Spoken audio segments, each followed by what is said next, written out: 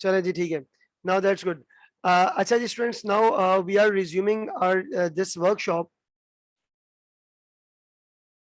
ठीक है, ठीक है। चले जी, now students, now let's talk about this workshop. उस दिन जो हमारी वर्कशॉप स्टार्ट हुई थी, मैंने आपको ऑडिट साइकिल के हवाले से बात किया था। आज जो है हमारे पास सेकंड डे है ऑफ दैट वर्कशॉप। और बेटा अब हमने हमारे जो हैंडआउट्स हैं, जो मैंने हैंडआउट आपके साथ शेयर किया था आप लोगों के रिस्पेक्टिव व्हाट्सएप ग्रुप्स में, उसके ऊपर बेटा अब हम बात करते हैं। हमने क्वेश्चन नंबर 3 तक आई गेस कर लिया था, और हमारे वर्कशॉप का जो एजेंडा है वो that is basically about the substantive and the risk assessment, जिसमें से मेरी जहां तक कोशिश रही है, मैंने आप लोगों को जो है वो बिल्कुल एक डीप में जाकर जो है ना वो करने की कोशिश की है। अभी भी देखते हैं हम लोग कौन से क्वेश्चन पे कर सकते हैं, कौन से क्वेश्चन पे नहीं। बेटा सबसे पहली बात तो ये है, दिस इज माय हैंडआउट। और बेटा क्वेश्चन 3 तक हम कर चुके थे। अच्छा, this is now question number 4, Rose leisure club. सबसे पहले आप रिक्वायरमेंट चेक करें, describe the audit procedure for the above cases. देखिए, first of all if I can recall my previous lecture of the substantive, तो मैंने आपसे क्या कहा था कि सब्सटेंटिव लिखते वक्त आप लोगों ने क्या काम करना होता है, प्रोसीजर और सोर्स के साथ पर्पस लिखना होता है।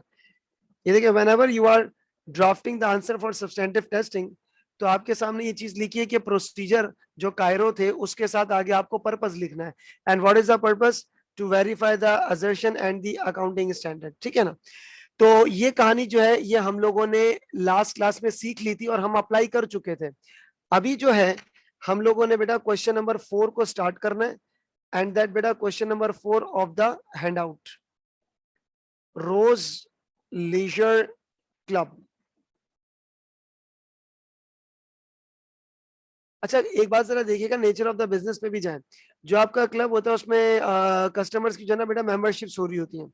एक बार जरा रीड करते देखते हैं क्या चल रहा है। Rose leisure club operates a chain of health and fitness clubs. Its year end is 31 October 2002। You are the audit manager, और जो भी है बेटा। Number 1, trade payable and accruals, there are 6 marks and you have to write at least 6 points. Number 1 में लिखा है Rose finance director has notified you that an error. बेटा सबसे पहले तो ईयर एंड देखो 31 अक्टूबर 2002, यानी कि बेटा 31 अक्टूबर 2002 को आपका ईयर एंड हो जाता है। अक्टूबर के बाद आता है नवंबर। बेटा इसका मतलब ये स्टार्ट हुआ होगा 1 नवंबर 2001 से। 1 नवंबर 2001 से नवंबर, दिसंबर, जनवरी, फरवरी, मार्च, अप्रैल, मई, जून, जुलाई, अगस्त, सितंबर, अक्टूबर, 12 महीने। तो बेटा 1 नवंबर 2001 से लेके 31 अक्टूबर 2002 का इस कंपनी का ईयर एंड है। और इसने क्या कह रहा है, फाइनेंस डायरेक्टर ने आपको बताया है एक एरर हुआ है। बेटा एरर के ऊपर सब्सटेंटिव लिखना बहुत ही इंपॉर्टेंट है ये केस। एरर्स के ऊपर जो है ना बेटा हमने सब्सटेंटिव लिखना है। बेटा आप जानते हैं कि एरर्स में क्या चीज होती है, जैसे error of commission, error of omission, इस तरह की चीजें। इन्होंने देखते हैं क्या एरर किया हुआ है। Error occurred in the closing of the purchase laser at the year and rather than it closing on 1st November, it accidentally closed 1 week earlier, यानी कि 25 अक्टूबर। बेटा इनका year all purchase invoice between 25 October से year end have posted to 2003। बेटा इन्होंने error क्या किया हुआ है, 1 नवंबर 2001 से लेकर 31 अक्टूबर 2002 आपकी कंपनी का ईयर एंड है। इन्होंने बेटा 25 तारीख को ही क्लोज कर दिया। अब 25 से लेकर इस हफ्ते की जो ट्रांजैक्शन है वो अगले हफ्ते में चले गई है। ठीक है, ये बेटा मुझे एक बात बताएं, is it a cut off error? जरा हाँ ना का जवाब दीजिएगा, is it a cut off error? नहीं आदिल, नहीं। अब फिलहाल केस पे ध्यान दीजिए जहां का भी है बेटा, ये एक कट ऑफ एरर है आपके साथ। ठीक है। अच्छा, अब आप बेटा जरा गौर कीजिएगा, क्वेश्चन नंबर 4 में है क्या।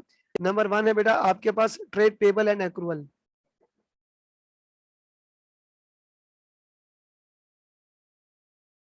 बेटा अगर मैं बात करता हूँ बेटा 1 नवंबर 2001 से लेके कंपनी का जो ईयर एंड है बेटा वो है 31 नवंबर 2002।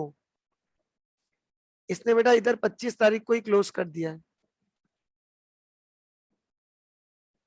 तो बेटा ये इन्होंने कट ऑफ एरर किया हुआ है। क्या किया हुआ है बच्चों? कट ऑफ एरर कर दिया है। अब आप मुझे एक बात बताएं, आपको डायरेक्टर बता रहा है यानी कि सपोज करो बेटा मैं एक डायरेक्टर हूँ और मैं आपको बता रहा हूँ कि यार मुझसे ना कट ऑफ एरर हो गया है, ठीक है। तो आपका क्या होगा, पहला जो है ना सवाल आपका क्या होना चाहिए बेटा? आपका सबसे पहला तो सवाल ये होना चाहिए कि हारिस भाई अगर आपसे गलती हो गई है,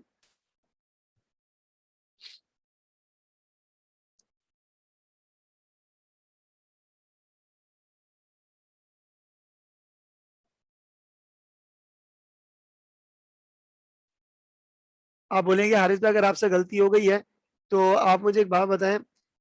अच्छा, आप ना सबसे पहले बेटा आके मुझसे पूछोगे हारिस साहब आपसे गलती तो हो गई है, क्या आपने इसकी करेक्टिंग एंट्री पास की है? पहले तो जाके मैनेजमेंट से पूछे ना, मैनेजमेंट से पूछो भाई मैनेजमेंट गलती हुई है, क्या करेक्टिंग एंट्री पास की आपने? अच्छा, आपके हिसाब से मैंने आपको सब्सटेंटिव क्या सिखाया था कि आपने सही अकाउंटिंग को चेस करना है। आप सबसे पहले मैनेजमेंट से जाके फाइनेंस डायरेक्टर से पूछे कि भाईजान करेक्टिंग एंट्री पास की आपने? तो पहले तो जाके पूछेंगे ना, आज the finance director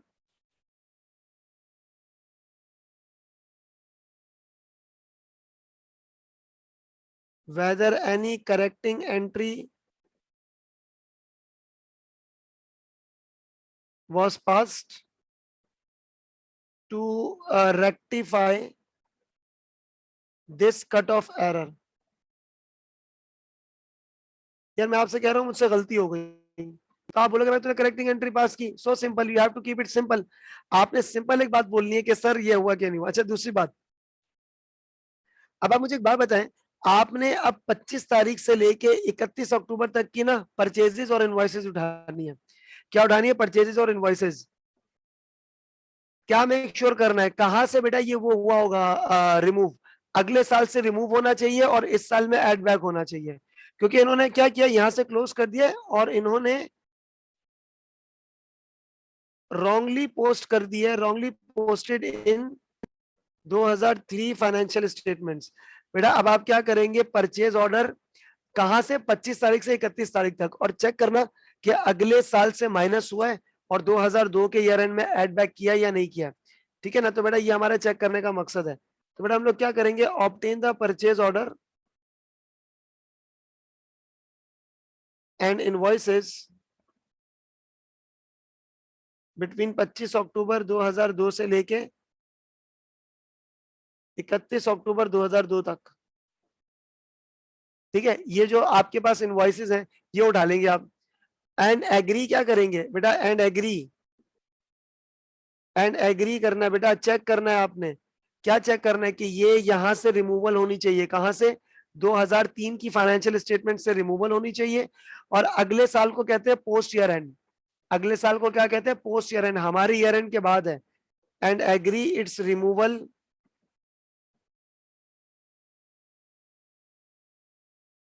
from the post year and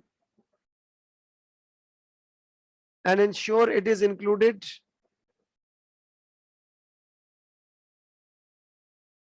in 2002। ठीक है, to ensure correct cut of.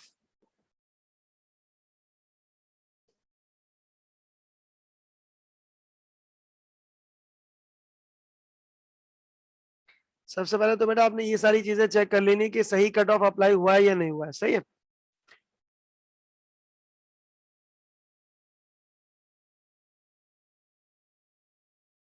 अच्छा बेटा एक और चीज मैं आपको बताऊं, होता क्या है कि जिस तरीके से बैंक हमें आखिर में एक स्टेटमेंट भेजती है ना, जिसको आप लोग बैंक स्टेटमेंट कहते हो, सिमिलरली सिमिलरली जब बैंक आपको स्टेटमेंट भेजेगी जिसको आप बैंक स्टेटमेंट कहते हैं, सिमिलरली महीने के आखिर में सप्लायर भी एक स्टेटमेंट भेजता है। अब बेटा 31 अक्टूबर 2002 को पेबल का बैलेंस रिकॉर्ड हुआ होगा, सप्लायर की स्टेटमेंट से एग्री कर लेंगे। किस स्टेटमेंट से बेटा? सप्लायर की स्टेटमेंट से। तो बेटा एग्री द क्लोजिंग बैलेंस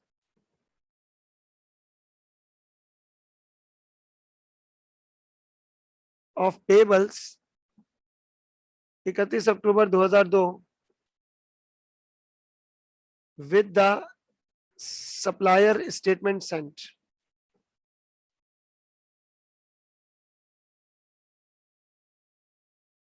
अच्छा, अब बेटा एक और चीज होती है, पोस्ट ईयर एंड के बाद लिखा है and ensure it is included in 2002।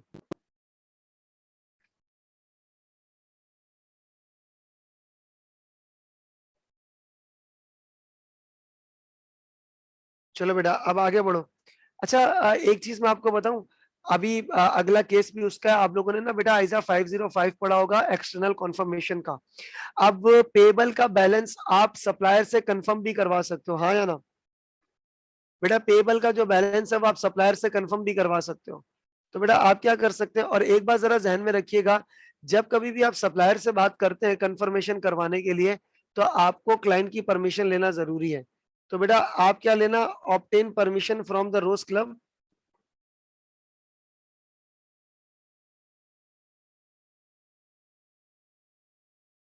From the Rose Club and send the positive conformation.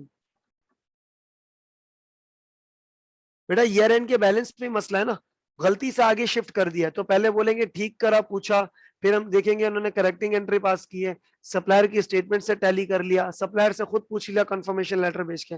Send the positive confirmation letter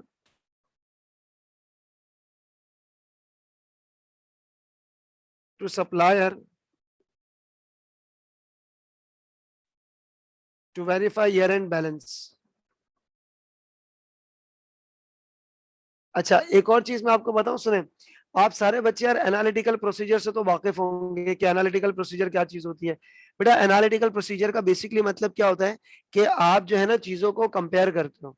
analytical procedure का मतलब क्या होता है कि आप चीजों को कंपेयर करते हो पिछले सालों से, और अगर कोई सिग्निफिकेंट चेंज आता है तो उसको आप करते हो इन्वेस्टिगेट। अनयूजुअल इंक्रीज या अनयूजुअल डिक्रीज को बेटा हम लोगों ने करना होता है इन्वेस्टिगेट। बेटा यूजुअली ना पॉजिटिव कंफर्मेशन लेटर भेजते हैं ना, पॉजिटिव में क्या होता है कि आप सप्लायर को कहते हैं कि यार हमें प्लीज जवाब जरूर दे देना। एक तो है ना पॉजिटिव, एक होता है नेगेटिव। पॉजिटिव क्या होता है, यार आप ये मैसेज मिलेगा तो प्लीज जवाब दे देना हाँ या ना में, ठीक है ना, हमें लटका के नहीं रखना हवा में। तो अच्छा इसीलिए पॉजिटिव लिखोगे ज्यादा सही है। दूसरी बात बेटा, आप ईयर एंड पेबल को पिछले सालों से कंपेयर कर लो, यानी कि एनालिटिकल प्रोसीजर लगाओगे, यानी कि पिछले सालों से कंपेयर करोगे और इन्वेस्टिगेट करोगे सिग्निफिकेंट डिफरेंस को। Compare pebbles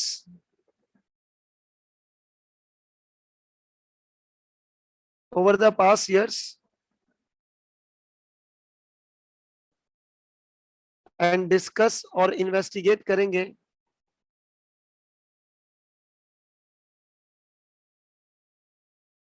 the significant difference को फॉर रीजनेबलनेस टेस्ट। बेटा फिगर रीजनेबल होनी चाहिए। फिगर क्या होनी चाहिए बेटा, रीजनेबल होनी चाहिए, ठीक है। अच्छा एक और काम हम ये कर सकते हैं बेटा, ठीक है। बेटा एक ये चीज होती है, जो एरर रेक्टिफिकेशन हुई है, जो एरर रेक्टिफिकेशन हुई है कंपनी की तरफ से, उसको आप रिकास्ट कर सकते हो। रिकास्ट एरर रेक्टिफिकेशन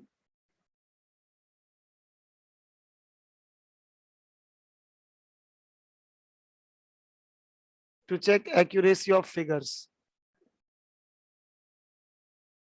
और बेटा check the notes for the completeness of the trade payable and accruals. Check the notes for the completeness of disclosure of trade payable and accrual.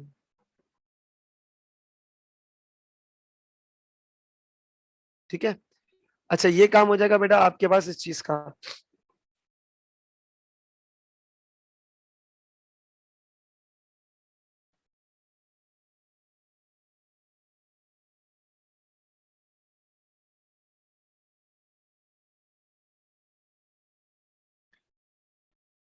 ये देख लो, एक्सक्यूज मी, अगर किसी यहाँ से स्टार्ट हुआ है, साइम सिद्दीकी प्लीज इसकी पिक्चर ले लो if you want to take the picture and then do confirm me in the chat box.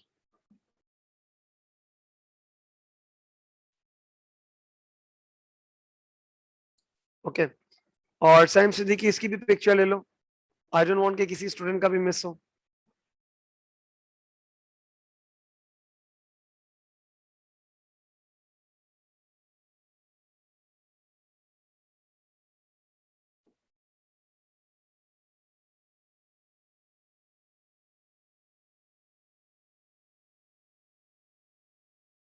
चलो जी बेहतरीन हो गया। अच्छा बेटा अब हम आगे प्रोसीड करते हैं, और आपके पास बेटा एक नेक्स्ट वन है, और नेक्स्ट केस बेटा जरा देखिएगा क्या है, इट्स अबाउट द रिसीवेबल। बेटा इसको जरा चेक करें रिसीवेबल के केस को, गौर से बेटा इसको पढ़िएगा, देयर आर 5 मार्क्स, गौर से पढ़ना है तवज्जो के साथ। उसके नीचे आई कैप के क्वेश्चंस हैं।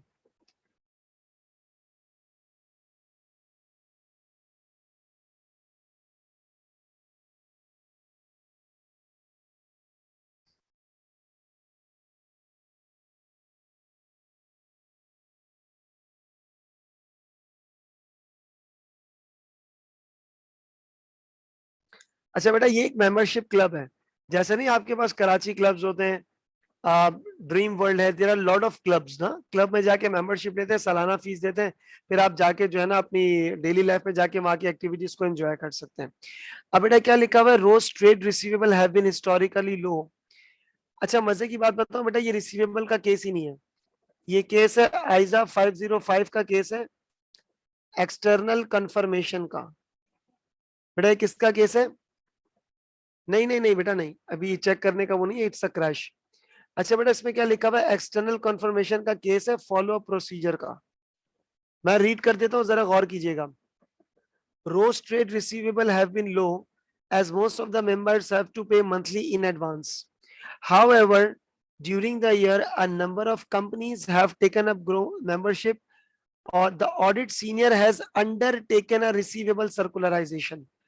बेटा मुझे छोटी सी बात बताएं, इस सवाल की पंच लाइन क्या है? इसमें लिखा है कि आपके ऑडिट सीनियर ने रिसीवेबल सर्कुलराइजेशन भेज दिया है।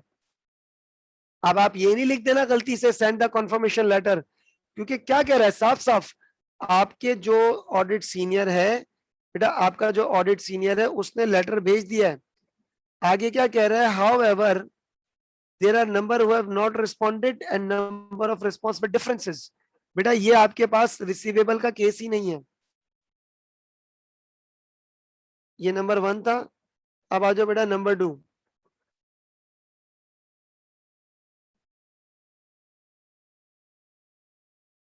रिसीवेबल, बेटा ये है आपके पास केस ऑफ आइजा 505 एक्सटर्नल कंफर्मेशन, और उसका भी बेटा फॉलो अप रिस्पॉन्स है, फॉलो अप प्रोसीजर्स हैं। आए बेटा देखते हुआ क्या है। बेटा यहाँ पर केस ये हुआ है कि आपने कॉन्फर्मेशन लेटर सेंट,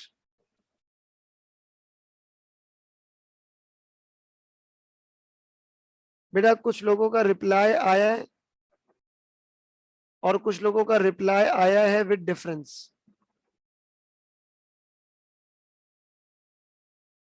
चले बेटा हम लोग अपने प्रोसीजर लिखना शुरू करते हैं। बेटा सबसे पहली बात, वो लोग जिनका रिप्लाई आया है डिफरेंस के साथ, बेटा वो लोग जिनका रिप्लाई आया है डिफरेंस के साथ मैनेजमेंट से डिस्कस करेंगे। जैसे मिसाल जैसे मिसाल मेरे पास कुछ कस्टमर्स हैं, उनका रिप्लाई आया है और डिफरेंस है। आप सबसे पहले आके ना मुझसे पूछोगे, हारिस भाई आप कह रहे हो 10,000 रुपए मांगते हो आप, वो कह रहे हैं कि जी नहीं हमने थोड़े से पैसे देने हैं।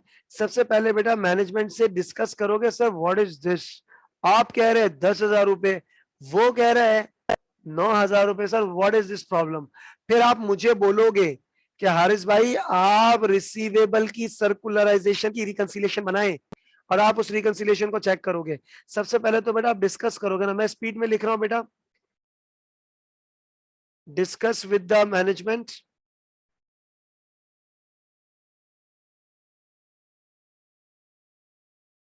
discuss with the management about the balances,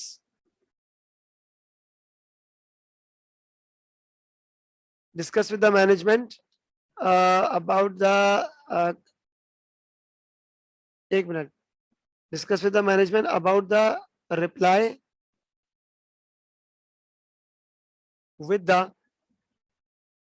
the disputes, ठीक है ना, with the what बेटा disputes। मैनेजमेंट से पूछताछ करेंगे, सर ये क्या है यार, ये मतलब व्हाट इज दिस। बेटा उसके बाद आप मैनेजमेंट को बोलोगे, ask the management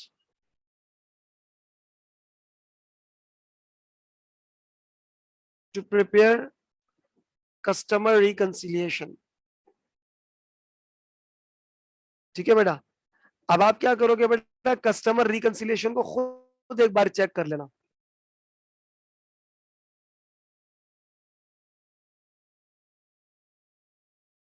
obtain the customer reconciliation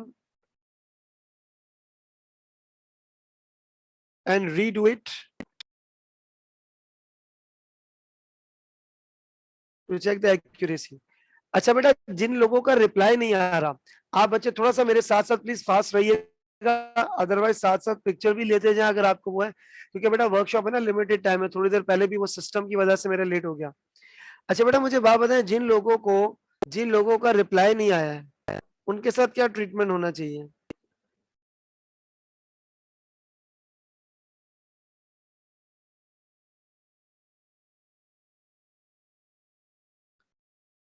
जी बेटा, जिन लोगों का रिप्लाई नहीं आया उनके साथ क्या ट्रीटमेंट होना चाहिए? नहीं, ऐसा नहीं। सबसे पहली बात है ना, आप उनको एक रिमाइंडर भेजोगे। और बेटा मैं आपको एक छोटी सी मजे की बात बताऊं, ये क्लब है, क्लब में, हाँ बिल्कुल, क्लब में जो कस्टमर्स होते हैं उनकी परचेज ऑर्डर नहीं होती, मेंबरशिप कार्ड होता है। तो जिन लोगों का रिप्लाई नहीं आ रहा, आपको ये शक आना चाहिए, यार इसका जवाब क्यों नहीं आ रहा, कि ये खलाई मखलूक तो नहीं है, मेरा मतलब है कि ये कस्टमर कोई फेक तो नहीं है। तो बेटा आप उन लोगों के रिमाइंडर्स वगैरह चेक वो देख लोगे, क्या कहते हैं, मेंबरशिप रजिस्टर। अगर अगर बेटा ये टाइमिंग डिफरेंस की वजह से रिकंसाइल नहीं हुआ, तो इट्स ओके, सही है, वो भी सही, हम भी सेम बोलेंगे भाई रिकंसिलिएशन में मसला है। अच्छा बेटा, for customers with no reply,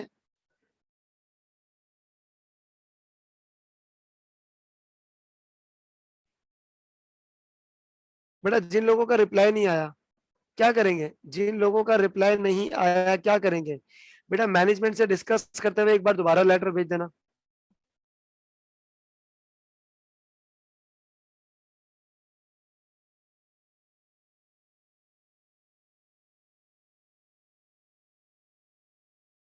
and also send the reminder. बेटा एक बंदा जवाब ही नहीं दे रहा ना, तो आपको उसकी एग्जिस्टेंस पे शक आ जाना चाहिए। तो बेटा उसकी कस्टमर की एग्जिस्टेंस वेरीफाई करने के लिए आप उनके मेंबरशिप रजिस्टर देख सकते हैं, in order to make sure कि वो कस्टमर वाकई में एग्जिस्ट करता है।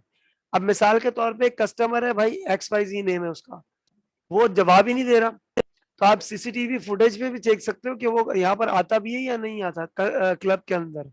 लेकिन बेटा अब आप चेक कर सकते हो, check the members register,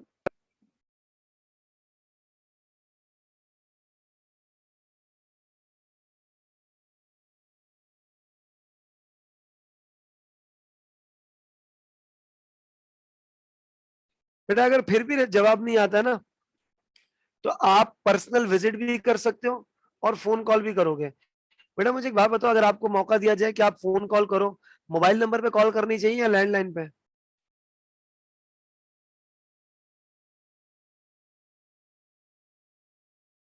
landline पे, क्योंकि मोबाइल पे तो कोई बंदा झूठ भी बोल सकता है। अभी मेरे फोन पे फोन है, मैं बोलूँ हाँ भाई मैं इस्लामाबाद में हूँ, ठीक है, झूठ भी बंदा बोल सकता है। लेकिन ऑफिस के नंबर पे फोन करेंगे तो पता लगेगा। तो बेटा आप ऑफिस के नंबर पे कॉल भी कर सकते हैं, और अगर ऐसा हुआ तो आप पर्सनल विजिट भी कर सकते हैं। अकेले नहीं जाना, हालात खराब है। मेरा मतलब है कि वो आप अकेले नहीं जाओगे, वो आपको इन्फॉर्मेशन नहीं देंगे, क्लाइंट के स्टाफ को लेकर चलना। आपने बोला ठीक है हारिस भाई गाड़ी निकाले, लंच रास्ते में करते हुए चलेंगे और उस कस्टमर से मिलकर तो आए, कॉर्पोरेट क्लाइंट से जो जवाब नहीं दे रहा, वहां जाके पूछो भाई जवाब नहीं दे रहे आप, खैरियत तो है? तो बेटा what you can do, if still no reply, बेटा if I am not wrong, ये सारी बातें आयजा 505 में लिखी हुई थी, सही ना, ये फॉलो अप प्रोसीजर है, and it's a very good question. If still not reply then make a phone call on landline और make a personal visit.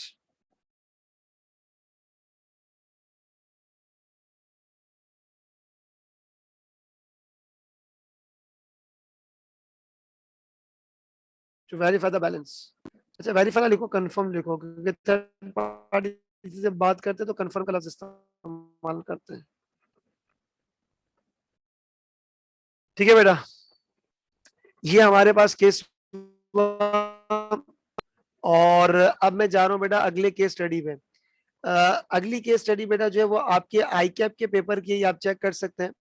I cap के पेपर के बेटा ये आप you can check it for 5 marks.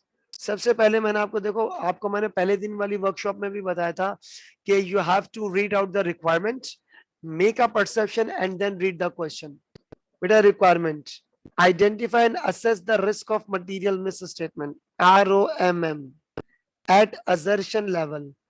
Assertion level का मतलब होता है बेटा यहाँ पर एक पर्टिकुलर असर्शन की बात हो रही है। And briefly state the key audit procedure to mitigate this risk. Procedure for assessing the competence and objectivity of expert are not required. Expert को ले नहीं बैठ जाना कि एक्सपर्ट की क्वालिफिकेशन चेक करेंगे और ये वो ना। अब आप बेटा दोबारा से इसको केस को रीड कीजिएगा और चेक करो सवाल में क्या लिखा हुआ है।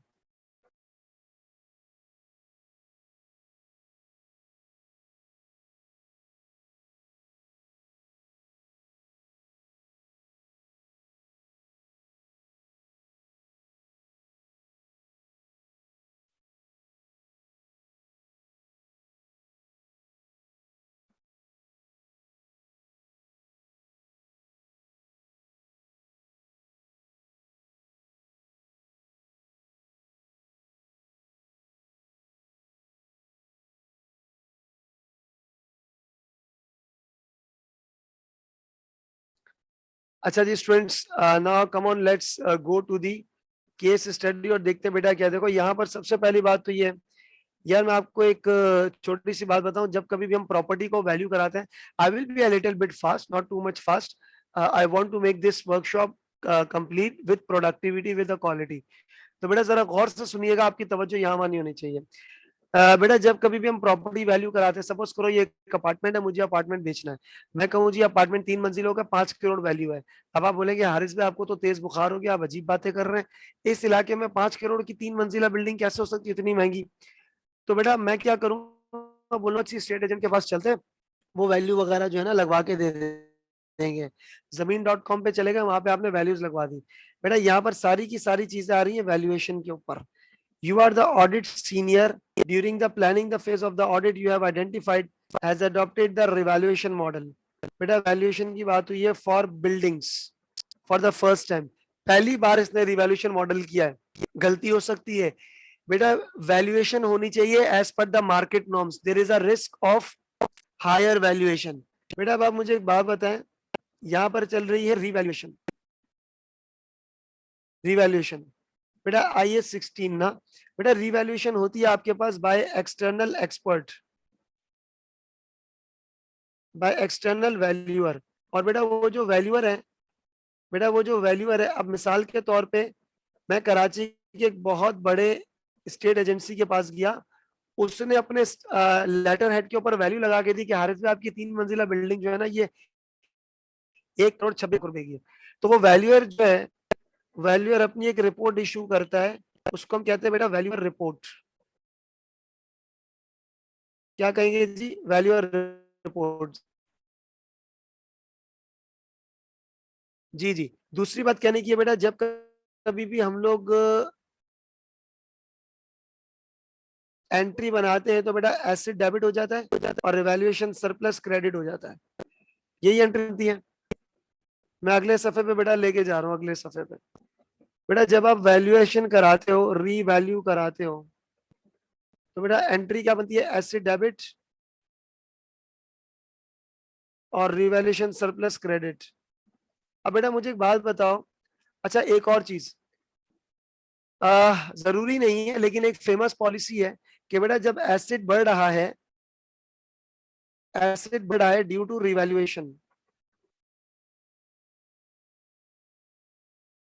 तो बेटा इसमें एक एक्सेस डेप्रिसिएशन भी होगा, हाँ या ना। बेटा एक्सेस डेप्रिसिएशन भी होगा।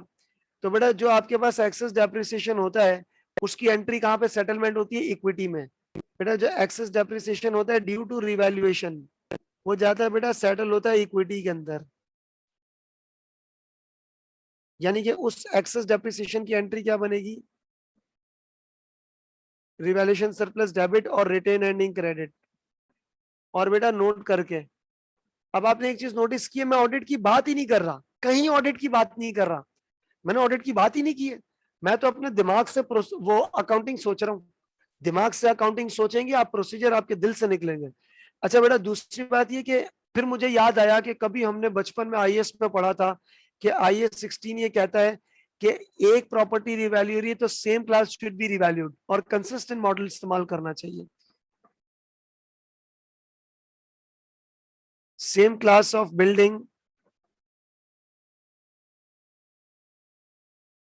Shall be revalued.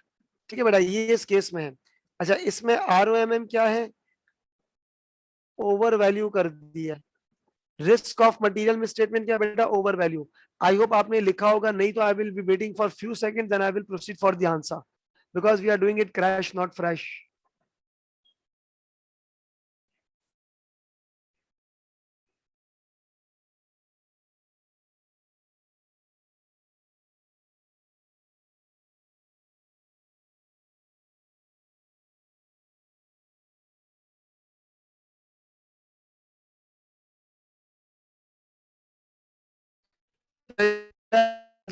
इसका answer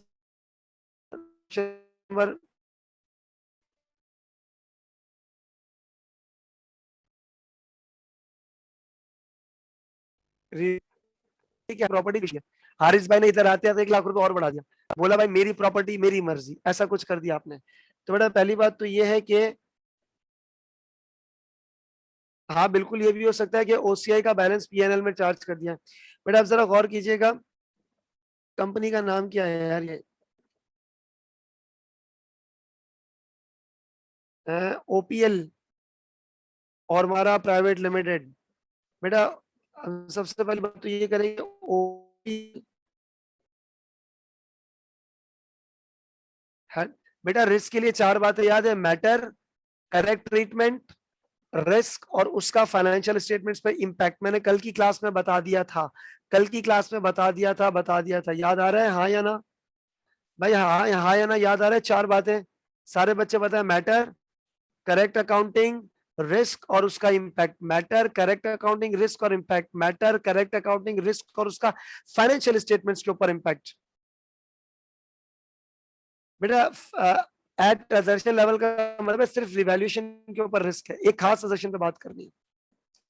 OPL adopted the revaluation model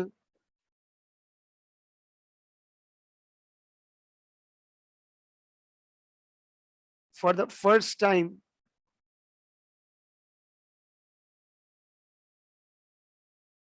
and the revaluation should be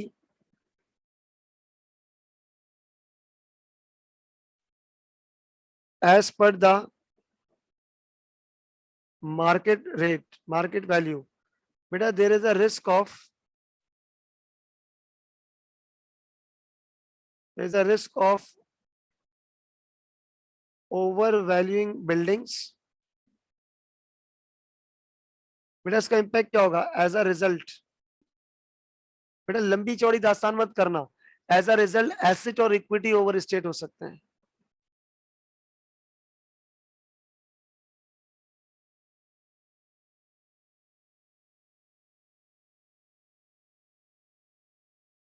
ठीक है बेटा, एक और रिस्क ये है इन एडिशन। बेटा ये जगह खाली है ना, इसलिए रिस्क लिख रहा हूं मैं ऐसे ही।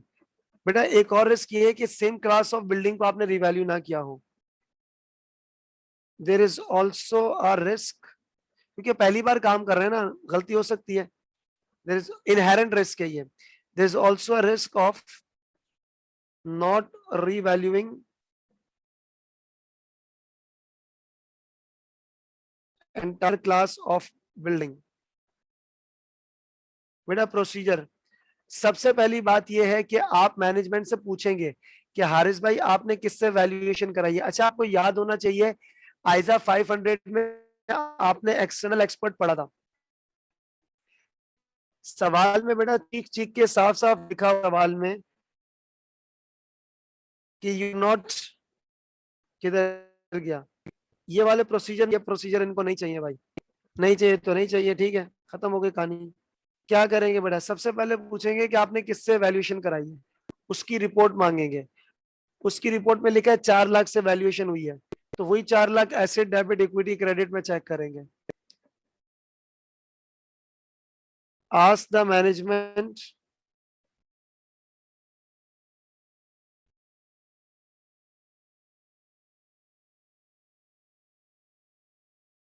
from where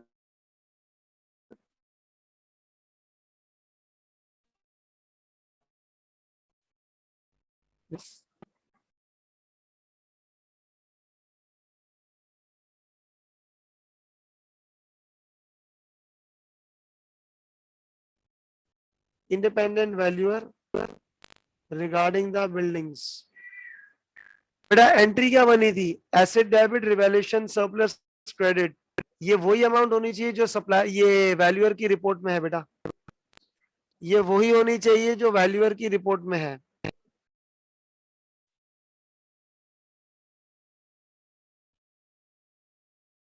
तो बेटा अब हम लोग यहाँ पे क्या बात करेंगे? Agree the amount of asset increase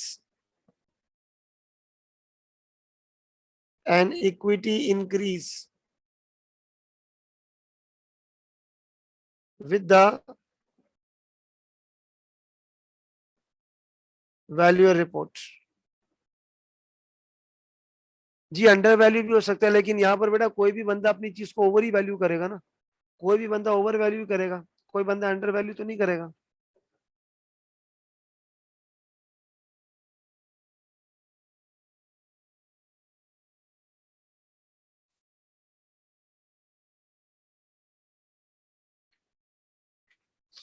अगर किसी भी बंदे को कुछ करना हुआ बेटा तो वो ओवर वैल्यू के चांसेस ज्यादा है ना। आप अपनी चीज को कम तो नहीं दिखाओगे।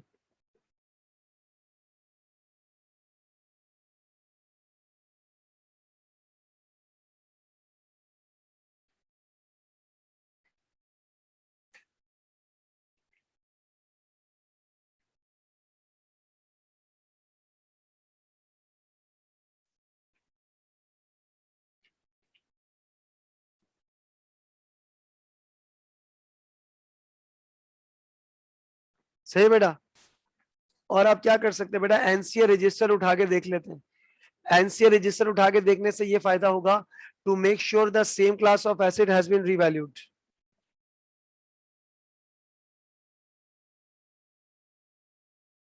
Review NCA register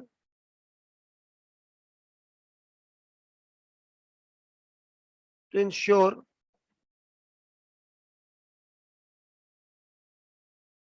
same class of building is revalued.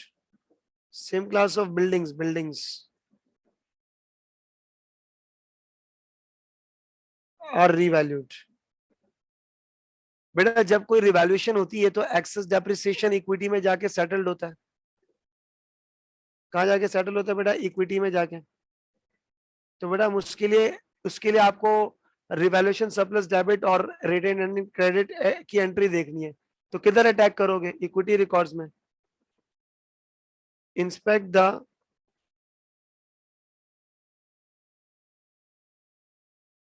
Equity movement records.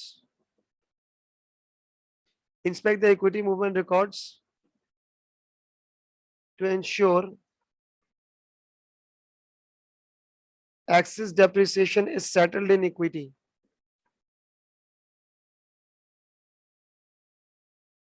ठीक है बेटा।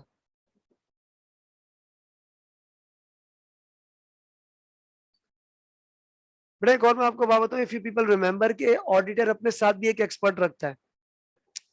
इसकी आपने मुझसे पूछा, मैं ओपीएल हूं जो भी है बेटा, वो तो रिवैल्यूएशन मेरा है ना। आपने बेटा रिवैल्यूएशन की है ना ये रिपोर्ट लेनी है, और रिपोर्ट की फोटोकॉपी करा के कहीं खुद चले जाना। अपने एक्सपर्ट से भी वेरीफाई करा लो बेटा। Verify the value of buildings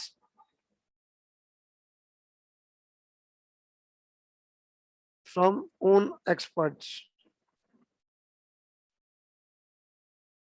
ठीक है बेटा ना, बस आई थिंक दैट्स ऑल, बहुत ही है। नोट्स टू दी अकाउंट्स पढ़ के देख लें कि बेटा फर्स्ट टाइम आपने किया हुआ है, फर्स्ट टाइम तो रिवैल्यूएशन से रिलेटेड कंप्लीट डिस्क्लोजर है कि नहीं है।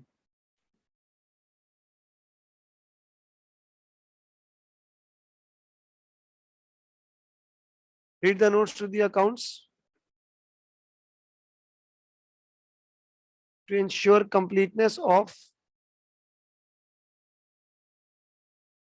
revaluation model, completeness of disclosures of revaluation model. अच्छा बेटा, कितने प्रोसीजर्स इनफ है? कम से कम 3 से 4। मैंने तो बहुत ज्यादा लिख दिए, क्योंकि मेरी आदत है जब मैं कोई थ्योरी वाला पेपर पढ़ा रहा होता हूँ तो डिस्कशन करते हुए सब बातें लिख देता हूँ। तो आपको जितने जहन में आ रहे होंगे, लेकिन मेक श्योर कि यार अकाउंटिंग सही होनी चाहिए।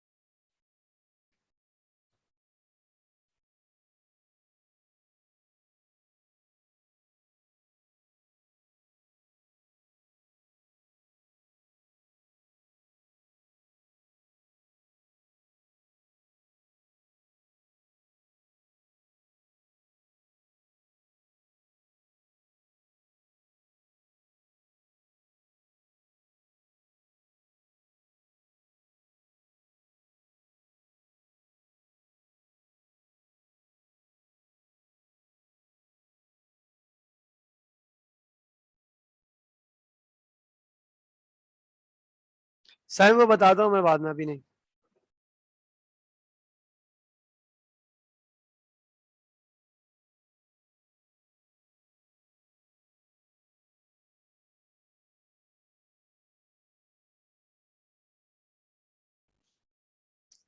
जी, इसका स्क्रीनशॉट ले लिया आप लोगों ने?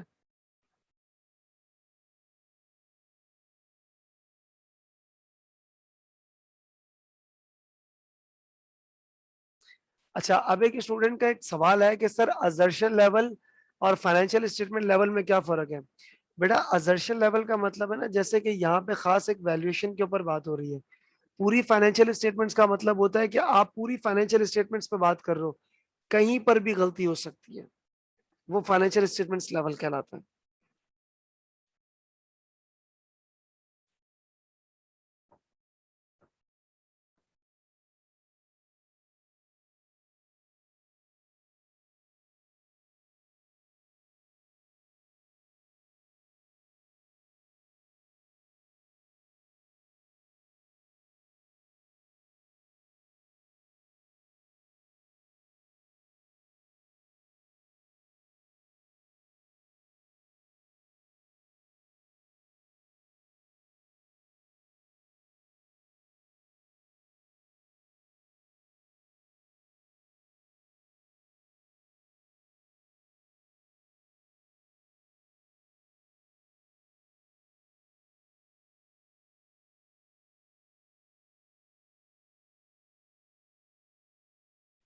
बेटा, कॉपी कर लिया आप लोगों ने ये?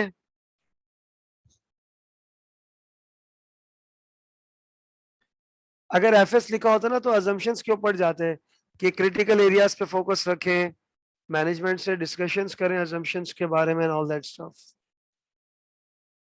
चले जी, अब बेटा अब आ जाए नेक्स्ट क्वेश्चन नंबर 5 के बाद क्वेश्चन 6 पे। यार ये बड़ा जबरदस्त सवाल लगता है मुझे। 11 नंबर का सवाल है आपके आईकेएफ का, 11 नंबर का। बेटा एक बार देखो, रिलेटेड असर्शन पे बात हो रही है। बड़ा ही बेहतरीन क्वेश्चन मुझे लगा ये। मैंने कहा मैं इसको वर्कशॉप में कराऊंगा। बेटा जरा प्लीज इसको सारे बच्चे रीड करो गौर से।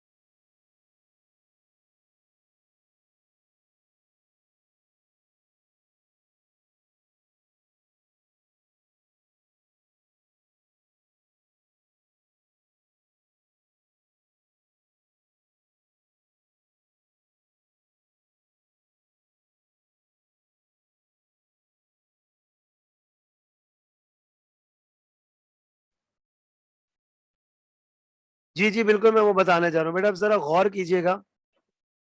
देखो इन्होंने क्या किया है, सबसे पहले requirement, critically review the audit program, critically review the audit program and suggest changes या additional procedures as may be necessary। assume क्या करना है बेटा, assets are carried at cost, no disposal was made during the year and no impairment testing is required। सही है।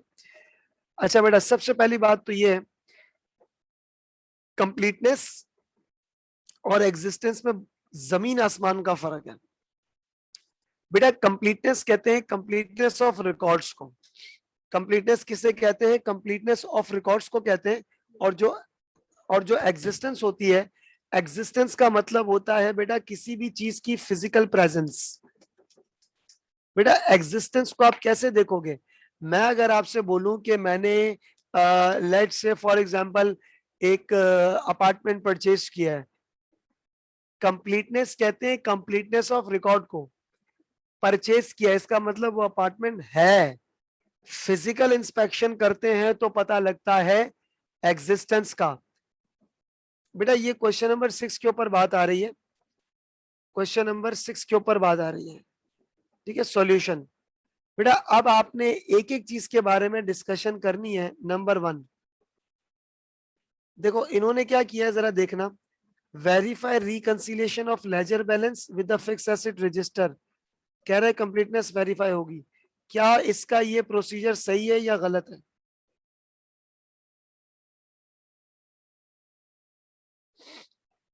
दोबारा पढ़ लो, reconciliation को फिक्स एसेट रजिस्टर के साथ मैच कर रहा है। नहीं नहीं बेटा आप समझे नहीं, हाँ सही है। एग्जिस्टेंस भी देखेंगे, ये कोई बच्चा जो कह रहा है बेटा वो गलत कह रहा है, सिर्फ ये बताएं ये जो लिखा है ये सही लिखा है गलत लिखा है। कह रहे हैं लेजर बैलेंस को फिक्स एसेट रजिस्टर से मैच कर लेंगे, तो सही है, कंप्लीटनेस है।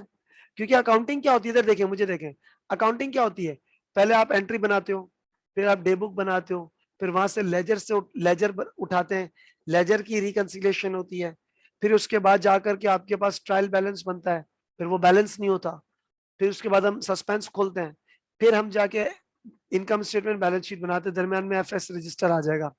अब आप मुझे एक बात बताएं कि जो अमाउंट लेजर में होना चाहिए रिकंसाइल वही फिक्स एसेट रजिस्टर में है, इसका मतलब काम मुकम्मल है। अकाउंटिंग ट्रेल, इसका मतलब बेटा ये जो लिखा है ये सही लिखा है या गलत लिखा है?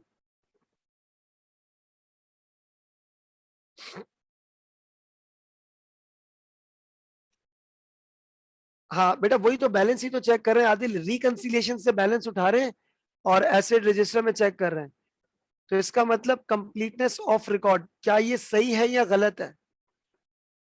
बिल्कुल सही लिखा है, आपको यहाँ पे मजीद कुछ एक्स्ट्रा करने की जरूरत नहीं है। तो बेटा पहली बात तो हम लोग यहाँ पर ये लिखेंगे, नंबर 1, नंबर 1 के आगे बेटा हम ये लिखेंगे कि टेस्टिंग द, बेटा क्या इन्होंने टेस्ट किया जरा चेक करना, ledger balance fix asset register के साथ। बेटा जो अमाउंट वहां लिखी है वो यहाँ भी लिखी होनी चाहिए, मतलब आपका लेजर बैलेंस भी कंप्लीट है और तुम्हारा फिक्स एसेट रजिस्टर भी कंप्लीट है, इसको तो कहते हैं कंप्लीटनेस ऑफ रिकॉर्ड्स।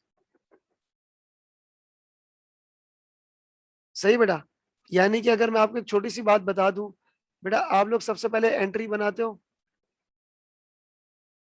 फिर आप बनाते हो डे बुक्स, फिर आप बनाते हो लेजर्स। अच्छा लेजर की भी वो रिकंसिलिएशन वगैरह सब हो जाती है, ट्रायल बैलेंस बनता है, फिर एरर्स वगैरह सॉल्व होते हैं, इनकम स्टेटमेंट बनती है, बैलेंस शीट बनती है, यही होता है। बेटा जो अमाउंट इस पूरी अकाउंटिंग ट्रेल में लिखी है, जो भी अमाउंट है बेटा रुपीज एक्स एक्स एक्स, वो सब जगह पे होनी चाहिए। इसका मतलब बेटा आपका काम मुकम्मल है, आपका काम मुकम्मल है, that's your completeness of the records. तो बेटा नंबर 1 में क्या लिखा हुआ है कि टेस्टिंग द लेजर बैलेंस, नहीं एक्यूरेसी नहीं होती मेरे भाई, एक्यूरेसी ये होती है 2+3 रिकैलकुलेट करके एक्यूरेसी होती है। बेटा टेस्टिंग का लफ्ज काटो, एग्री का लफ्ज लिखो।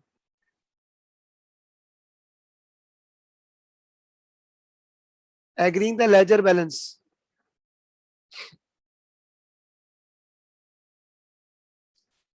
with the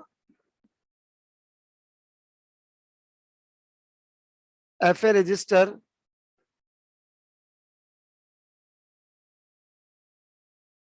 verifies completeness, and this is correct,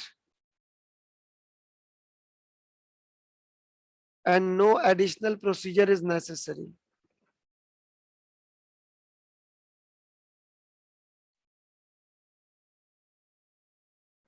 ठीक है बेटा, कोई एडिशनल प्रोसीजर की जरूरत नहीं है। बेटा एक बंदे ने आपको जो है ना वो सजेस्ट करके दे दिए हैं। क्या सजेस्ट करके दे दिए कि आपने ये प्रोसीजर्स बनाए हुए हैं, तो सही तो बनाया उसने, गलत क्या किया, सही तो है। अब आ जाओ बेटा नंबर 2।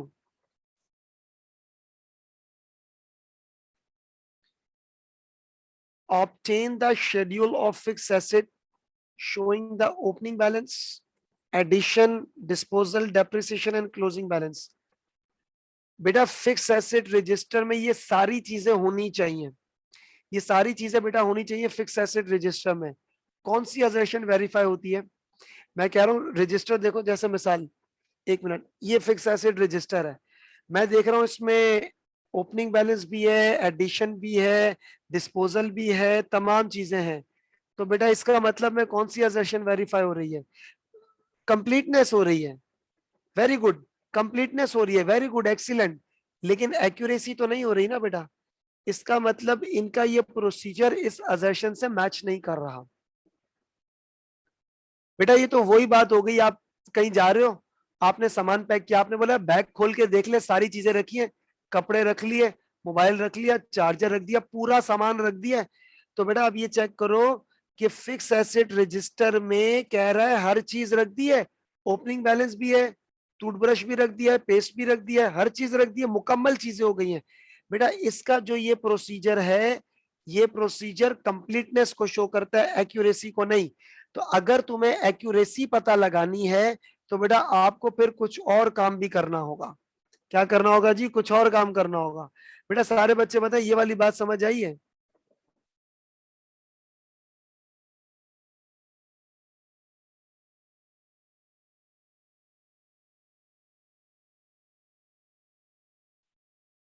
ठीक है, अब बेटा अब हम आगे लिखते हैं इसमें क्या लिखा हुआ है बेटा, सेकंड वाले में क्या लिखा हुआ है,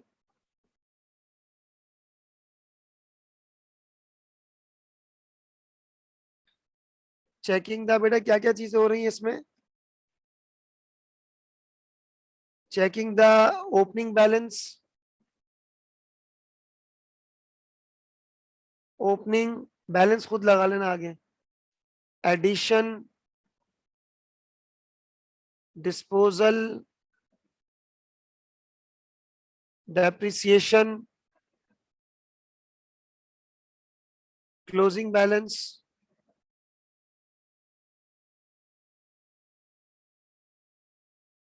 verifies the completeness of records, not accuracy। बेटा एक्यूरेसी पता है कैसे होती है, देखो ये मेरे पास कैलकुलेटर पड़ा है, मैंने लिखा 2+2 - 1 = 3, ये होती है एक्यूरेसी। तो बेटा एक्यूरेसी चेक करने के लिए आपको रिकैलकुलेट करना पड़ेगा। In order to verify accuracy,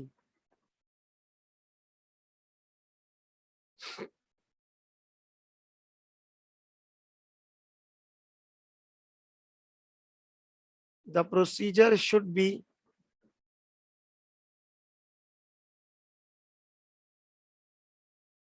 recalculation of fixed asset register of opening balance, addition, disposal, depreciation,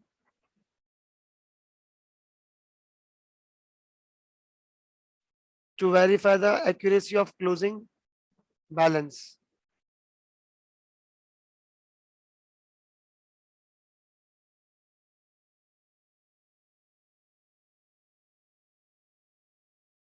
आई बात समझ में? ये आपको बताना है कि भाई तुम्हारा जो ये प्रोसीजर था वो सही नहीं था, आपका प्रोसीजर कंप्लीटनेस को शो कर रहा है, एक्यूरेसी करने का शौक है तो इस तरह करें।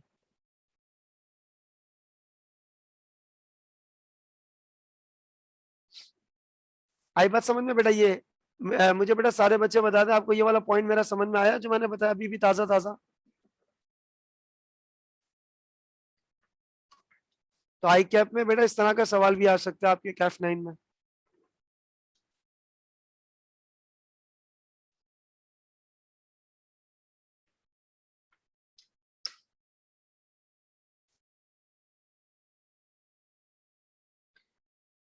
ओके बेटा, अब हम चलते हैं नंबर 3 पे।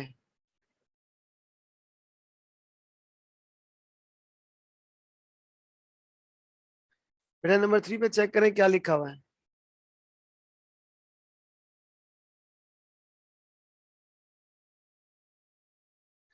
Verify the cost of addition to fix asset register and capital work in progress with related invoices.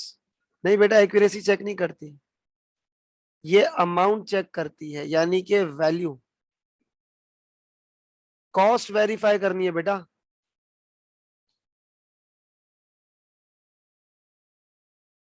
ये लो, नो प्रॉब्लम। आदिल, लड़के ये स्क्रीनशॉट ले लो तो बता देना।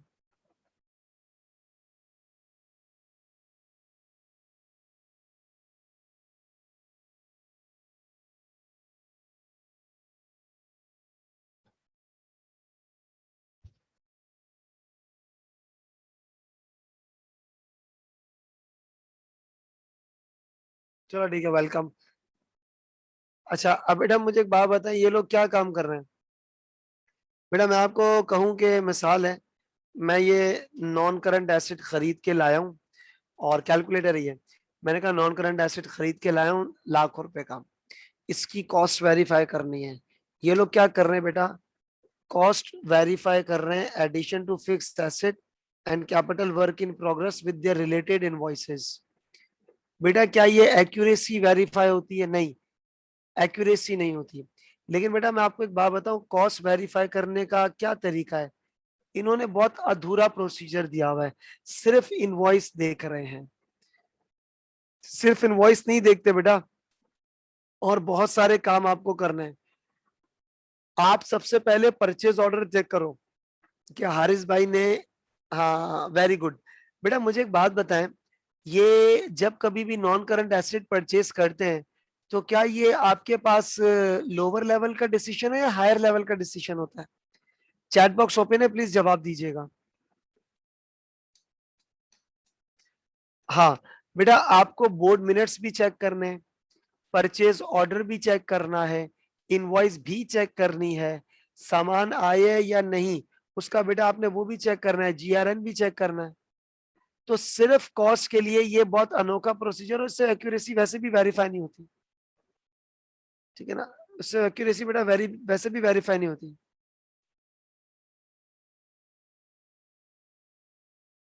ये बात समझ आती है बेटा?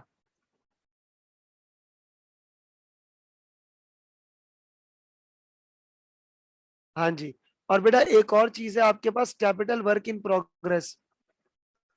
वर्क इन प्रोग्रेस से बेटा मुझे ये समझ में आ रहा है कि कोई एसेट लाके उसकी रिपेयरिंग कराते हैं। जैसे मैं आपको एक छोटी सी मिसाल दूं, हमने एक बड़ी सी मशीन जो है ना वो परचेस करके रख ली है। हमने बेटा बड़ी सी मशीन परचेस करके रख ली है, उसका काम बाकी है, इंस्टॉलेशन बाकी है। बेटा that is not available for use. Depreciation किस डेट से बुक होती है? जिस दिन वो आपका एसेट अवेलेबल फॉर यूज होता है। तो बेटा वर्क इन प्रोग्रेस के डिटेल भी देखनी। इन्होंने सिर्फ इनवॉइस देखे ना, पेल दिया है प्रोसीजर, सही नहीं लिखा। अब बेटा जरा देखिएगा मैं कैसे लिख रहा हूं।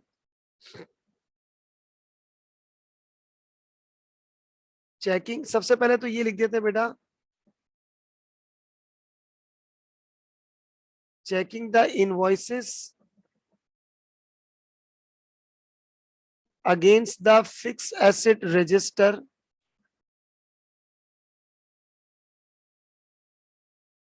verifies the cost value not the accuracy, ठीक है ना। However however this is just one procedure applied, some other procedures also necessary.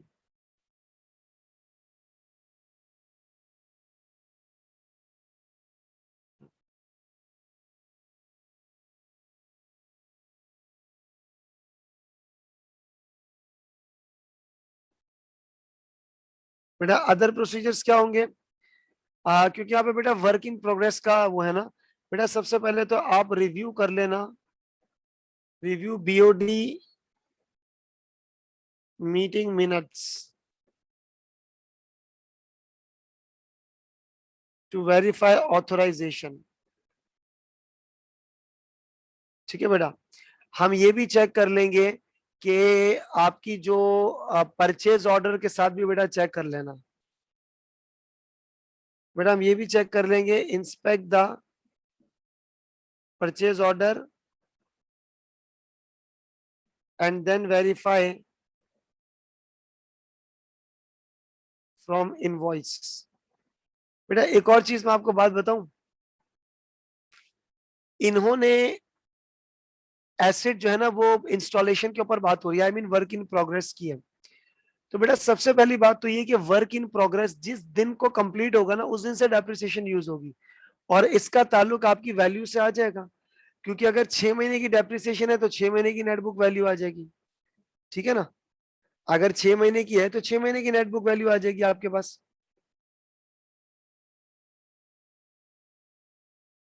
तो मैडम क्या कर लेंगे, रिव्यू करेंगे, review the completion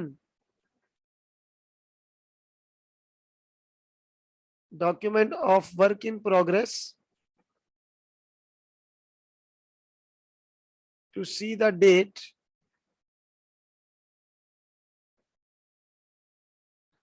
and verify, ठीक है ना बेटा। और हम क्या करेंगे, and verify its availability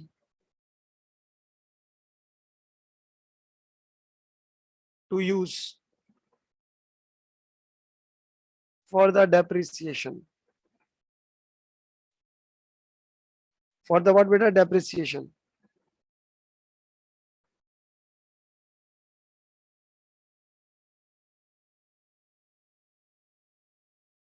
check the additions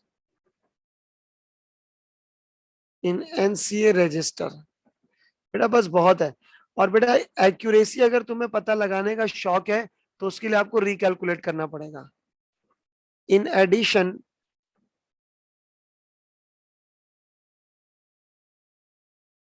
if accuracy is to be verified,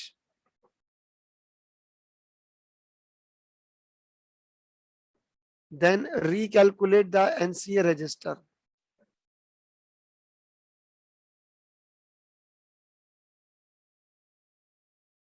बेटा सिर्फ अकाउंटिंग सोचनी है, वो भी कर सकते हो मोनी साहब, वो भी लिख देना, कोई मसला नहीं। बेटा अकाउंटिंग सोचें, प्रोसीजर खुद ब खुद निकलेंगे, मैं आपको कह रहा हूँ अकाउंटिंग सोचें।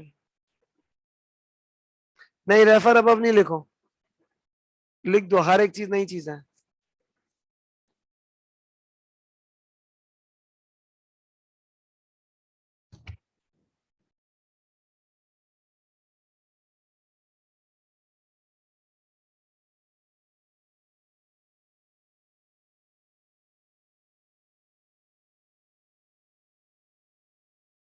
नहीं सैम उसका जिक्र नहीं, उसकी जरूरत नहीं है।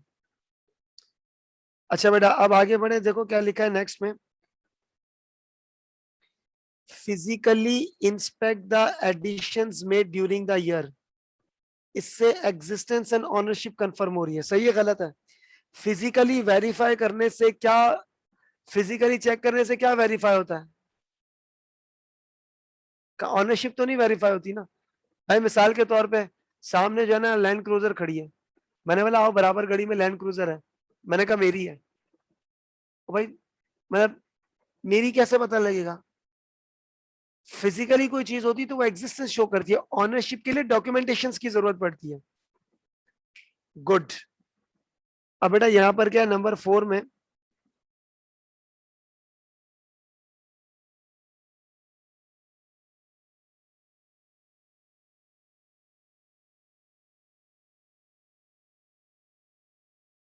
Physical inspection of,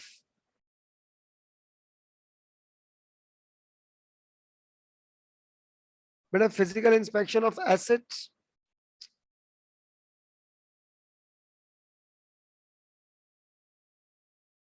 verifies the existence,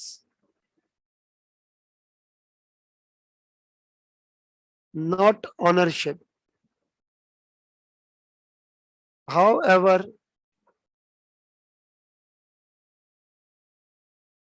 ownership can be verified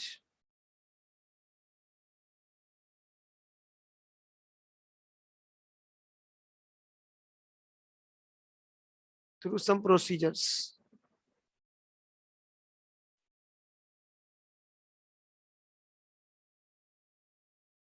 अच्छा बेटा ये एडेड एसेट है, जो आपने एडिशन किया हुआ है ना वो लफ्ज लिख देना।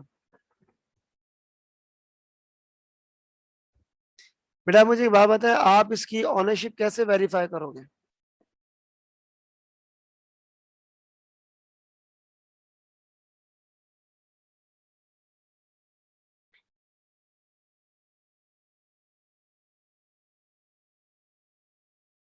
बेटा आपको डॉक्यूमेंटेशंस बताने हैं ना। इन्होंने खरीदा क्या है? सिर्फ एडिशंस का जिक्र किया हुआ है।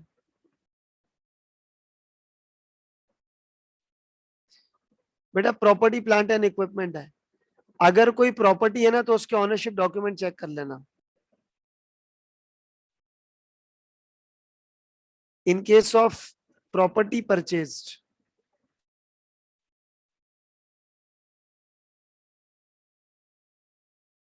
Inspect the legal transfer deed. बेटा उसको कहते हैं legal transfer deed.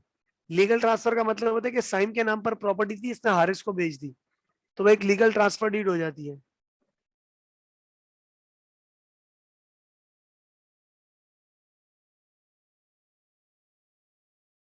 And see the name of, बेटा हमारी कंपनी का नाम क्या है?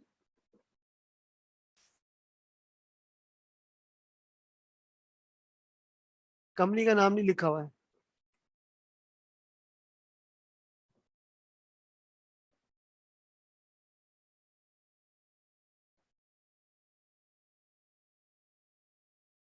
और बेटा मेरी चीज है, कैसे चेक करोगे? एक तो आपने पहले नाम देख लिया।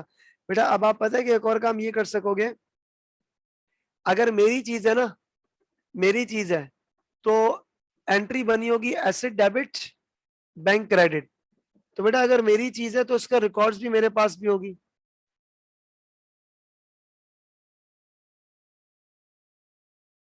चेक द एनसीए रजिस्टर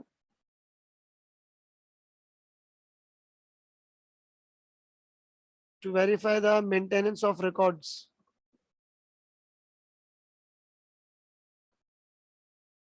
बेटा मेरी चीज है तो ऐसे पता लग जाएगा। बेटा अगर मेरी चीज है तो मैंने पेमेंट भी तो की होगी ना। Check my bank statement.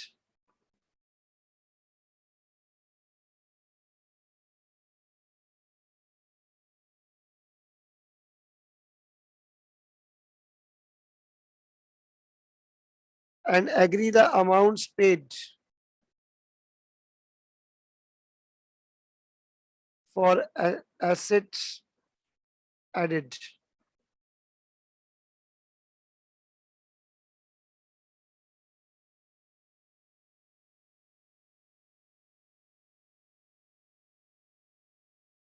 हाँ वो बैंक वगैरह से अगर ऐसी कोई जिक्र किया नहीं ना तो इसलिए हम बैंक वगैरह को कुछ चीज भेज नहीं रहे।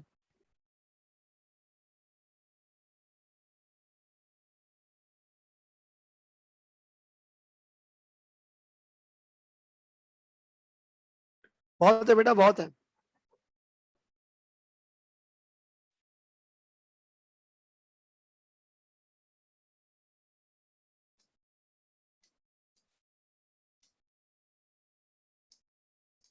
वैल्यूएशन आदिल, नंबर 1 वैल्यूएशन और कंप्लीटनेस।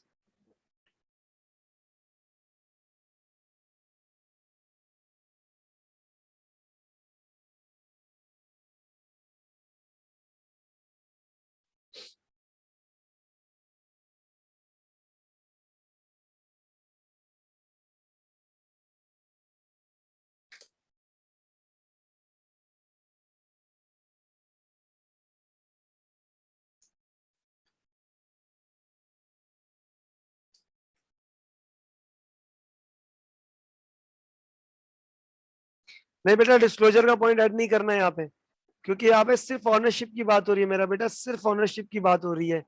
तो कोई यहाँ पे डिस्क्लोजर का पॉइंट नहीं आएगा, कोई यहाँ पे रिकैलकुलेशन का पॉइंट नहीं आएगा, क्योंकि सिर्फ ऑनरशिप की बात हो रही है।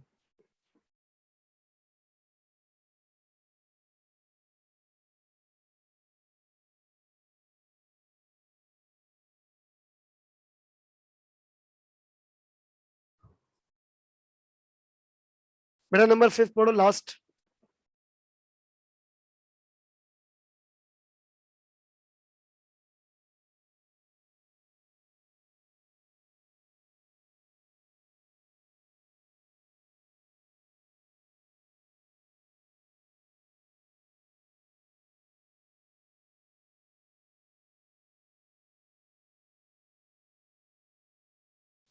बेटा मैं आपके बात बताऊं, ये सही लिखा हुआ है। डेप्रिसिएशन चेक कर रहे हैं तो इससे एक्यूरेसी पता चल जाती है, सही तो है,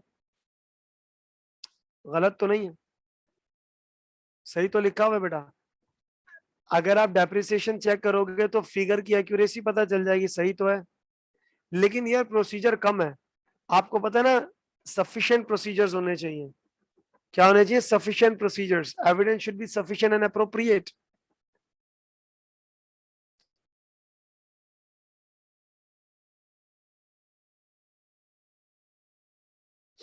हाँ मोनिस, प्रेजेंटेशन की बात की तो बात ही नहीं आ रही ना, डेप्रिसिएशन है, प्रेजेंटेशन का है।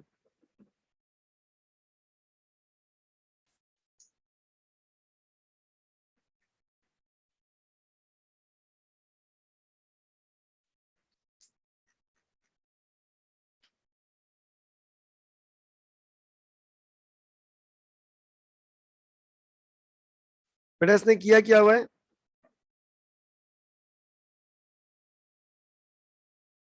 checking the sample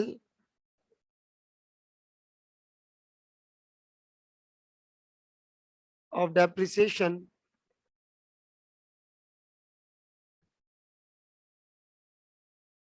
verifies the accuracy but not enough.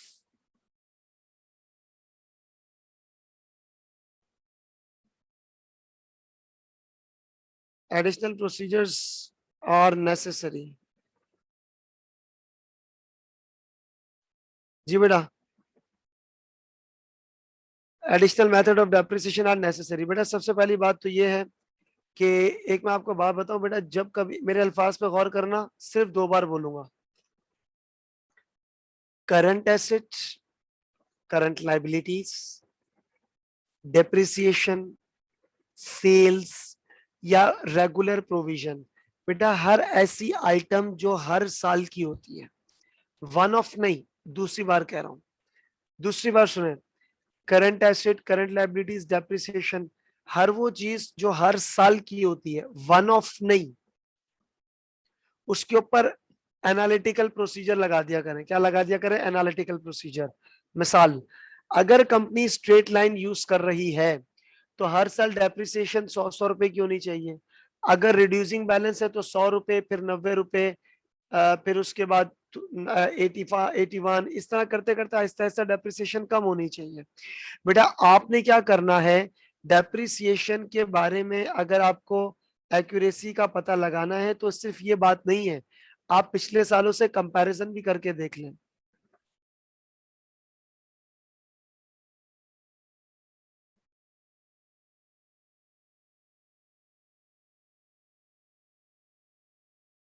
Over past years,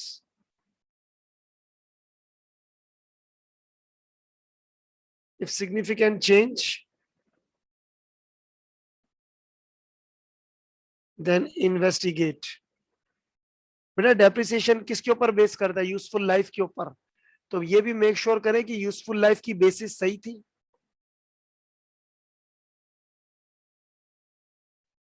ask the management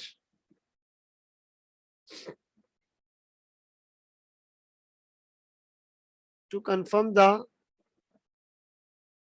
basis of useful life reasonable। बेटा अगर आपको डेप्रिसिएशन की एक्यूरेसी चेक करनी है, अगर आपको बेटा डेप्रिसिएशन की एक्यूरेसी चेक करनी है, आपको मेक श्योर करना है कि हर साल कंसिस्टेंट मेथड होना चाहिए। हर साल क्या होना चाहिए बेटा? कंसिस्टेंट मेथड होना चाहिए, और सेम क्लास ऑफ एसेट के ऊपर सेम डेप्रिसिएशन का मेथड भी अप्लाई होना चाहिए। बेटा आप लोग क्या करेंगे? Agree the consistent method of depreciation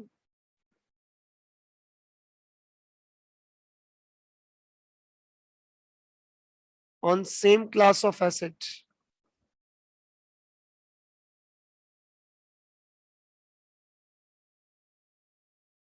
ठीक है बेटा, रिकैलकुलेट करोगे बेटा, रिकैलकुलेट द डेप्रिसिएशन। बेटा इन सब का ताल्लुक किससे आ रहा है? इन सब का ताल्लुक किससे आ रहा है? एक्यूरेसी के साथ आ रहा है बेटा इन सब का ताल्लुक।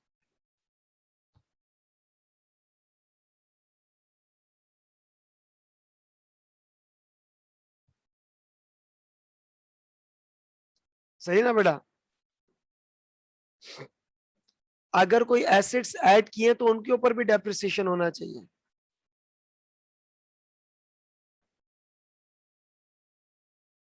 Ensure depreciation on the added assets as well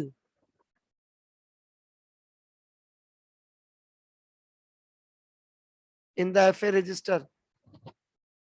करो बेटा इसको जल्दी से कॉपी करें।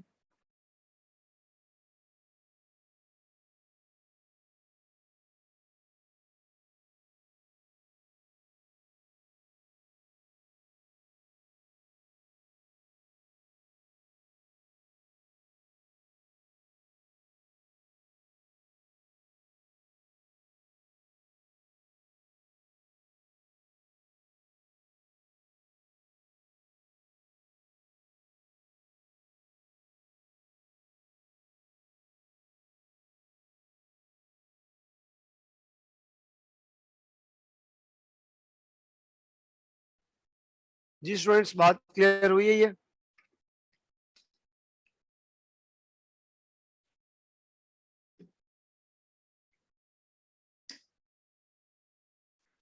Okay, now beta, I am moving towards the next area।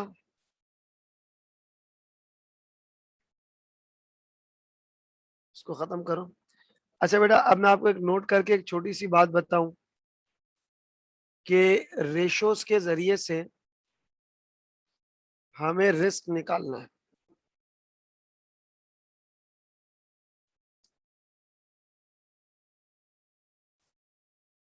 बेटा एनसीए रजिस्टर और अजम्पशंस, डायरेक्टर्स, वो सारे सोर्स हैं। अच्छा बेटा, रेशोस के जरिए से आपको क्या निकालना है? रिस्क निकालना है। If I talk about the ratio के जरिए से रिस्क, 2006 और 2007 जीपी था बेटा आपके पास 60% और इधर हो गया 70%। NP was 35% and then it was 22%। GP बढ़ रहा है, एनपी कम हो रहा है। जीपी बढ़ रहा है, एनपी कम हो रहा है। तो बेटा यहाँ पर अब आप एक चीज नोटिस कर रहे हैं, जीपी इंक्रीज हो रहा है and net profit margin decrease हो रहा है। गौर से सुनना, हो सकता है कि 2007 में सीओजीएस में लिखने वाले खर्चे आपने नीचे लिख दिए हो ऑपरेटिंग एक्सपेंसेस में। क्लासिफिकेशन का इशू आ सकता है। किसका इशू आ सकता है? क्लासिफिकेशन का।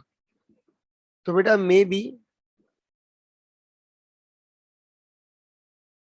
amounts of COGS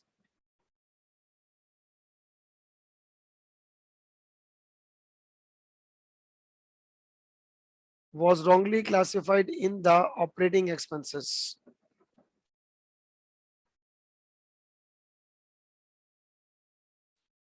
ठीक है बेटा, क्लासिफिकेशन का रिस्क आ गया यहाँ पे। हो सकता है कोई परचेज वगैरह रिकॉर्ड ना की गई हो, ठीक है। मेरा कहने का मकसद ये कि रेशियोज के जरिए से आपने रिस्क निकालना है।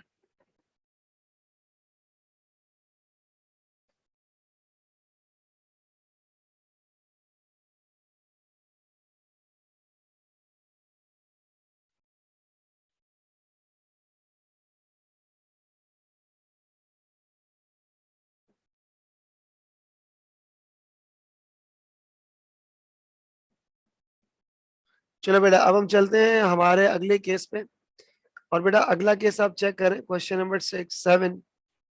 बेटा दिस क्वेश्चन नंबर 7 मार्च 2019 का क्वेश्चन नंबर 3। बेटा स्टेटमेंट ऑफ फाइनेंशियल पोजीशन 2017 की है, लास्ट ईयर, और ये आपका करंट ईयर है।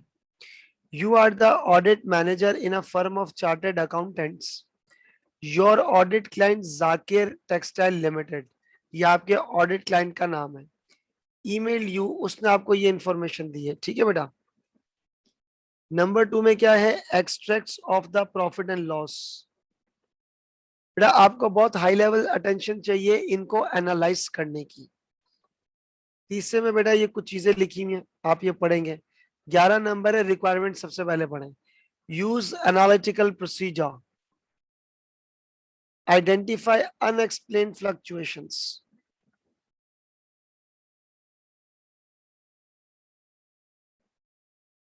and inconsistencies in the above scenario. State key procedure which you would perform to address issues identified. Maximum 3 key audit procedure are required for each issue. सबसे पहले तो बेटा आपको कोई इशू निकालना है जहां पर आपको इनकंसिस्टेंसी नजर आ रही है। बेटा आप बच्चों के पास पास पेपर्स भी होने चाहिए हाथ में, अगर नहीं है तो मेरी स्क्रीन को आप यूज कर सकते हैं। क्या सिनेरियोस है बेटा,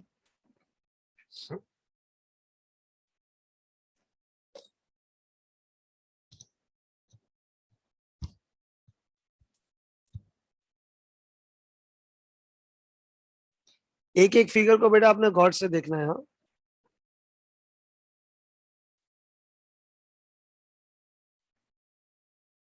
इस सवाल में इक्विटी भी आ गई है, बहुत सारी चीजें आ गई हैं इसमें।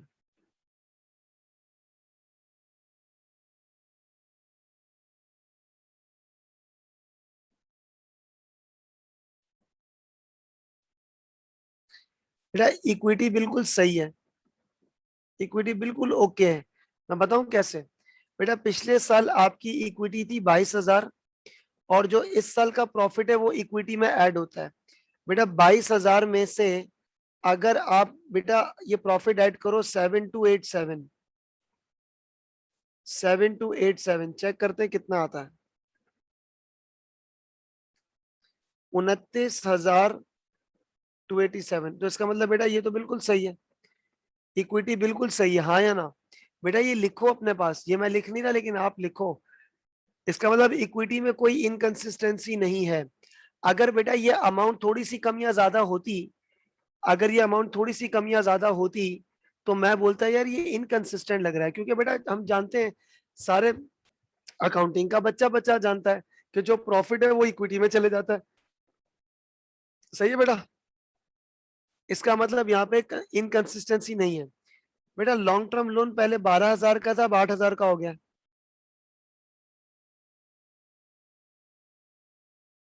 इसके बारे में बाद में बात करता हूं मैं, इसके बारे में बाद में बात करता हूँ। ये देखना बेटा, at the start of the year company had increase the sale price by 13%।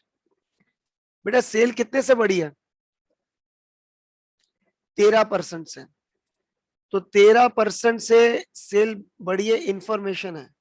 और यहाँ पे चेक करो बेटा, सेल कितने से बढ़ रही है,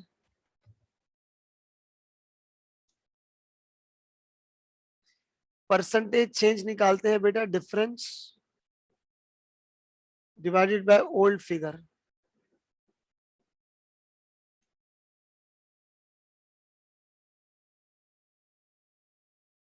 15%। इसका मतलब यार आप सेलिंग प्राइस बढ़ा रहे हो 13% से, टोटल सेल बढ़ रही है 15% से, इनकंसिस्टेंसी है कि नहीं है? और बेटा ट्रेड का ताल्लुक डेटर्स से भी आ जाता है, ये चेक करो डेटर्स कितने से बढ़ रहे हैं।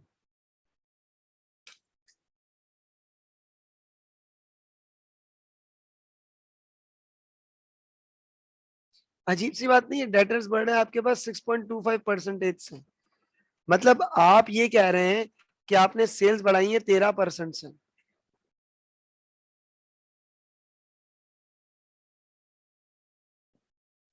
है ना बेटा अजीब सी बात, गड़बड़ है यहाँ पे। अब आएंगे बेटा हम इसके क्वेश्चन पे, question number 7।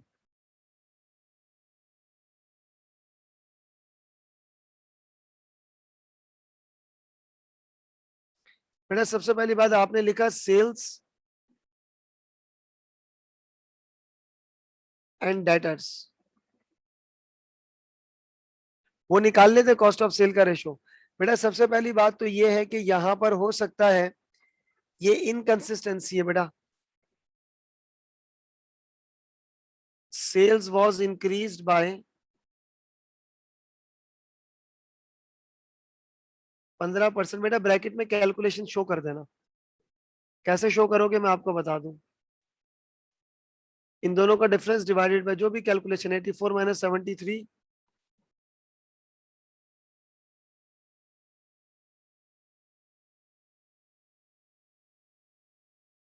Cell was increase by 15% and debtors was increased by 6.25%।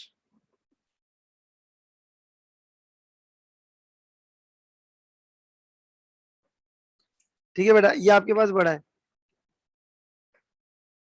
तो अब बेटा यहाँ पर प्रॉब्लम क्या है, risk of overstated sales.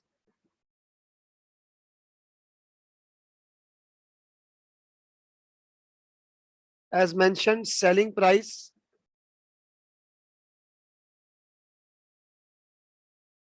Was increase by 13%। तो बेटा इसके लिए प्रोसीजर्स आपको क्या करने चाहिए बेटा, ये इनकंसिस्टेंसी है। सबसे पहले मैनेजमेंट से आप आके ना पहले मुझसे बात करोगे।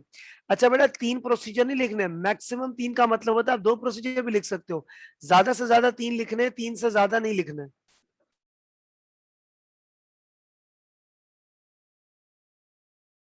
डेटर अंडर स्टेटेड हुआ बेटा, ये भी लिख लेना। सेल कैश पे भी हो सकती है, बिल्कुल।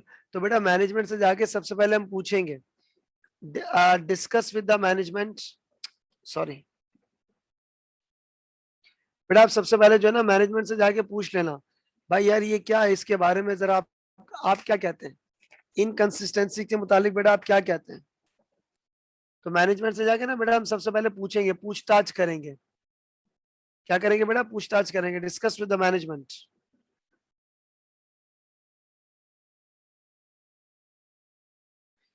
आदिल हो सकता है कैश सेल हुई हो।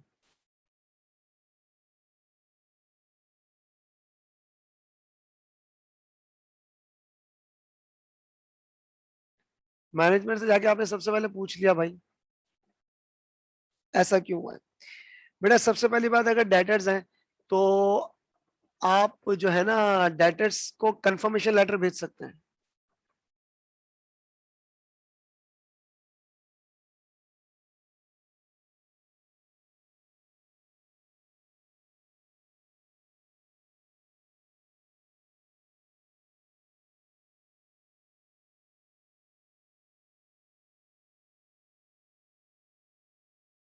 बेटा आप ये काम कर सकते हैं।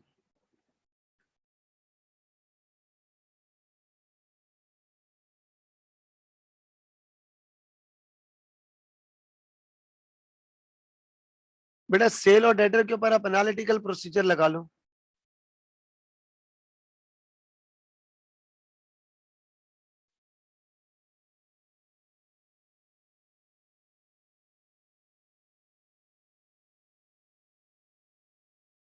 Bye comparing over past years.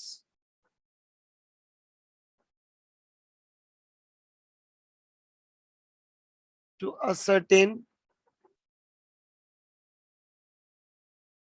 Change level. बेटा अगर सेल हुई है तो रिव्यू द इनवॉइसेस।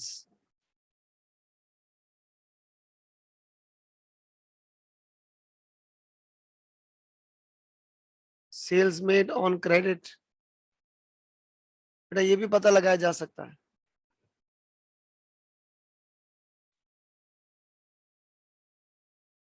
नहीं बस ठीक है, इन्वेंट्री वगैरह में कहाँ जाएंगे, बस सही, इट्स ओके, चलेगा।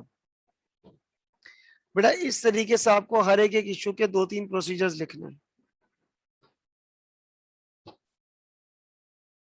सही है सर। बेटा ये इनकंसिस्टेंसी जो नजर आई है वो हमने लिखी है।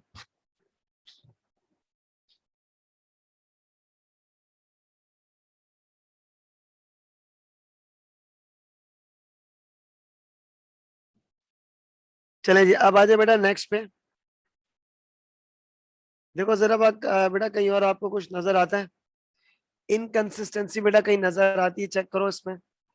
आपको लगे कुछ अनोखी बात है, कुछ अनयूजुअल है।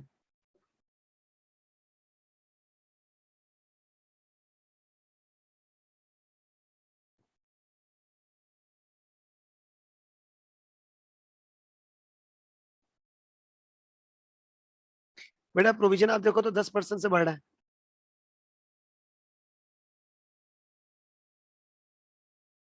और बेटा प्रोविजन है भी कितना, 1100। टोटल एसेट का लगाते हैं।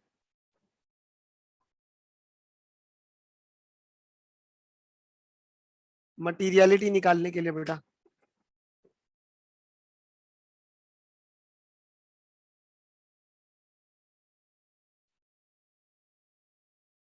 बेटा 9.5% आ रहा है टोटल एसेट्स का।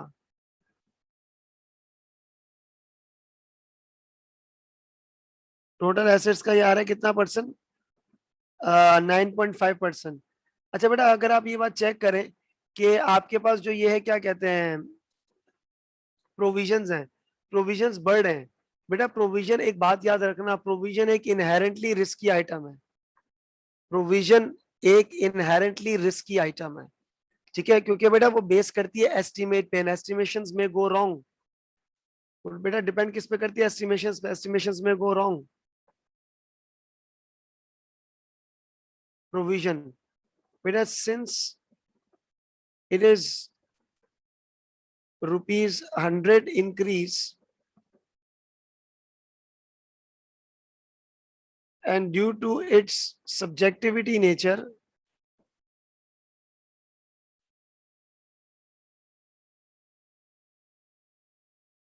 there is a risk of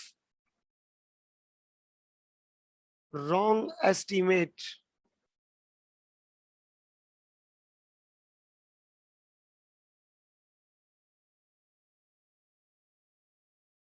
and provision can be over या understated।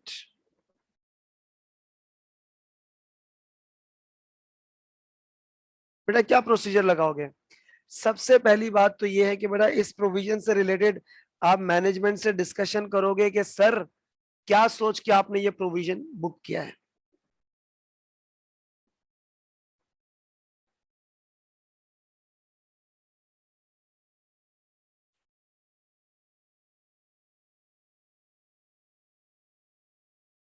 About the basis of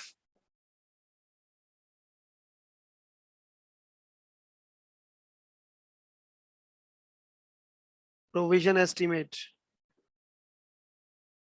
to ensure reasonableness।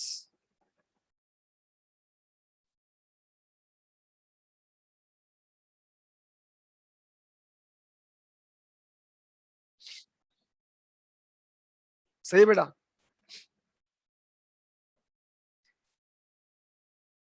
जी बेटा बिल्कुल, आप मैनेजमेंट के लॉयर से भी बात करोगे कि यार ये अमाउंट जो है ये आपके पास बिल्कुल सही है या नहीं है।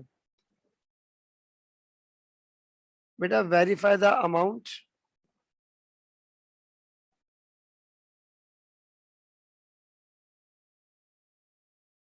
With the lawyers working.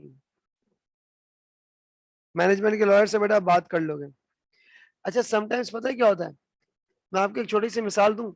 बेटा सपोज करो मेरी कंपनी पे लीगल केस चल रहा है, और मैंने बोला यार लीगल केस चक्कर चक्कर में कौन पड़े, बोर्ड ने फैसला किया पैसे देके मामला रफा दफा कर दो। बेटा यहाँ पर आप बीओडी की मिनट जरूर चेक करोगे, बीओडी का क्या फैसला था कि प्रोविजन बुक करना है या नहीं करना।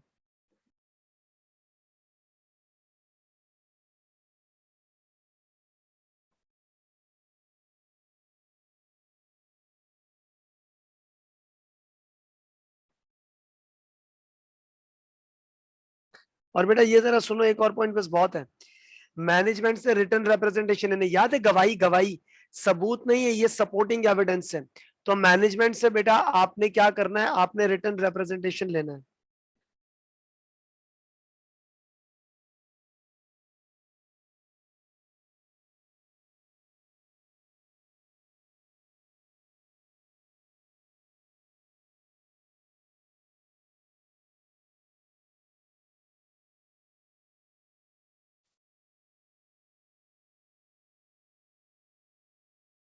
Confirming the completeness of provision,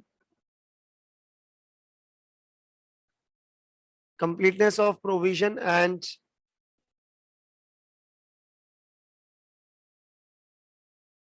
reasonable basis।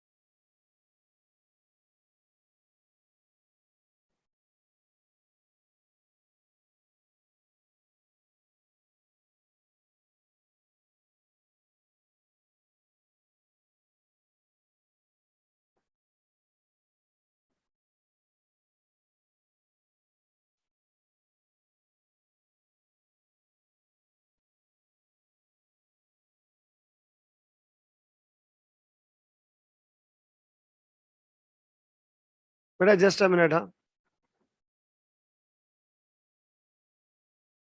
क्या कह रहे हैं आप, जस्ट अ मिनट।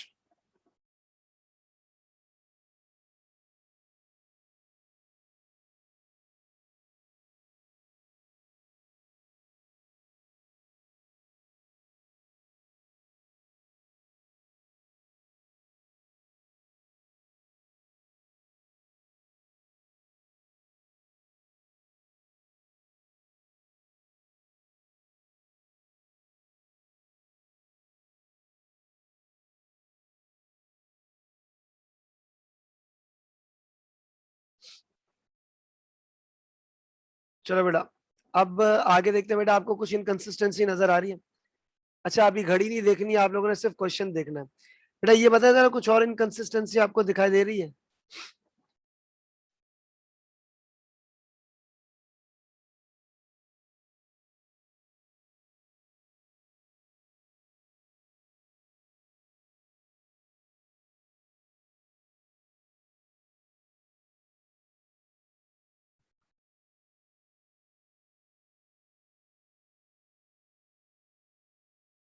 बेटा सबसे पहले अगर आप ये चेक करें,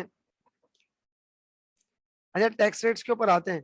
बेटा ये चेक करो ना, यहाँ से शुरू करो ना, ट्रेड पेबल्स। बेटा पेबल गिर रहे हैं और कॉस्ट ऑफ सेल बढ़ रही है, बेहतरीन बेहतरीन। खरीदारी बढ़ रही है और पेबल कम हो रहे हैं। अजीब सी बात नहीं लग रही है बेटा? Cost of sale is increasing and your payable is decreasing. यार बड़ी अजीब सी बात है। मतलब मैं ये बोल रहा हूँ कि मैं खरीदारी कर रहा हूँ, तो इसका मतलब मेरे पेबल बढ़ने चाहिए, मेरे पेबल तो कम हो रहे हैं।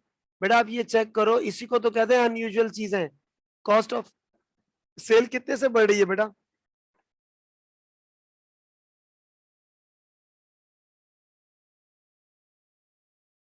अच्छा ये परसेंटेज तुम निकाल लेना यार खुद ही।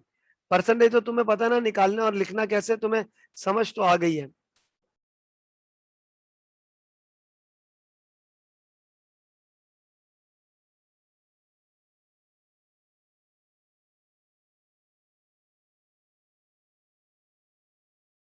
बेटा कॉस्ट ऑफ सेल है, बेटा आपके पास जो कॉस्ट ऑफ सेल है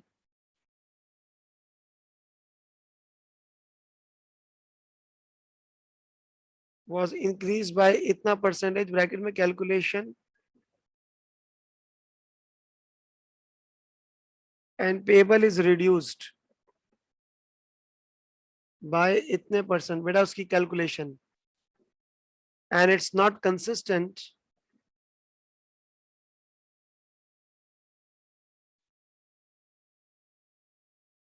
doubt over under stated liabilities,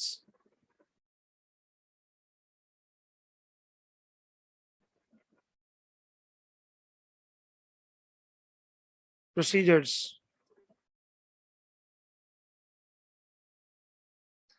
नहीं नहीं, एक्सपेंसेस से ना करो बेटा, एक्सपेंसेस से नहीं, ये कॉस्ट ऑफ गुड्स सोल्ड और ट्रेड पेबल्स की बात होती है।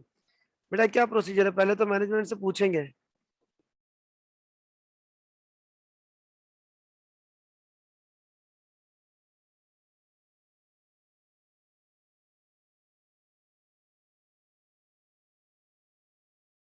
डिस्कस विद द मैनेजमेंट बेटा for the explanation.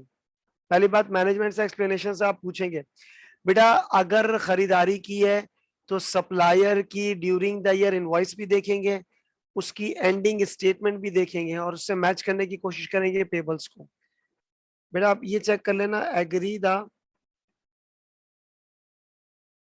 Amount of payable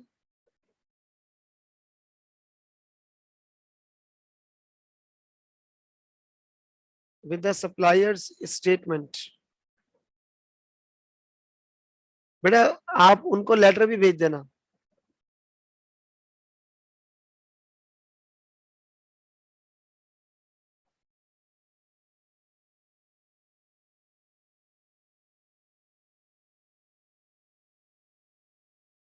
Send positive confirmation letter to suppliers.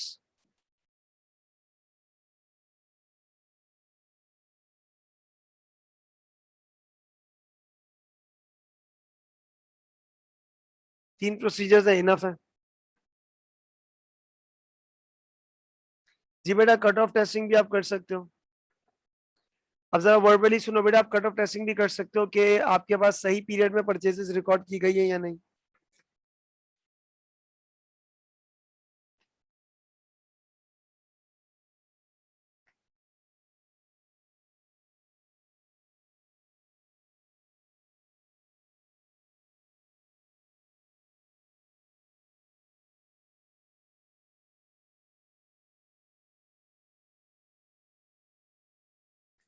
अच्छा बेटा एक चीज और जरा आप चेक करो, ये एक स्टूडेंट ने बताया, बड़ा जबरदस्त पॉइंट है। बेटा can you people calculate the effective tax rate. अच्छा इस इंफॉर्मेशन को बेटा यूज करना। इफेक्टिव टैक्स रेट आता है टैक्सेशन डिवाइडेड बाय 7300।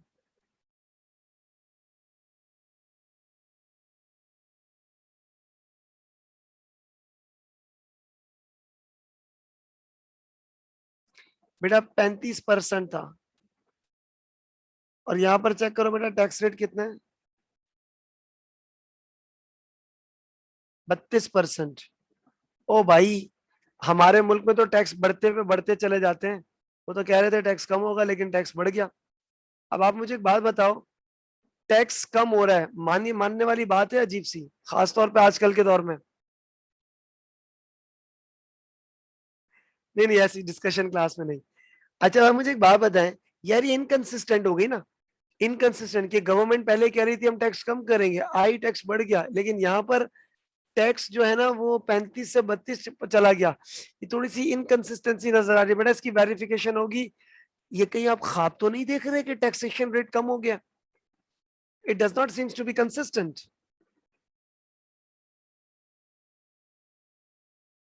और नीचे कहीं कुछ चीजें दी हुई नहीं है। अच्छा बेटा ये वाली इंफॉर्मेशन भी आपने यूज करनी है बाद में, लेटर ऑन। ना लेटर ऑन आपने बेटा बाद में यूज करना है इसको। हाँ जी, ये बच्चे कह रहे हैं कि तब्दीली आ गई है ना, ये 35 से 32% पे चला गया। आएगी आएगी आएगी, थोड़ा सब्र रखें। अच्छा जी। अच्छा बेटा यहाँ पर आ जाए, फिलहाल टैक्सेशन से रिलेटेड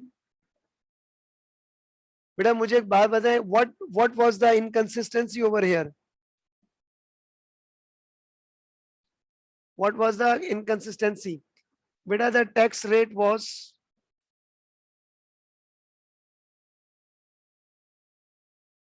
35% एंड इन 2018।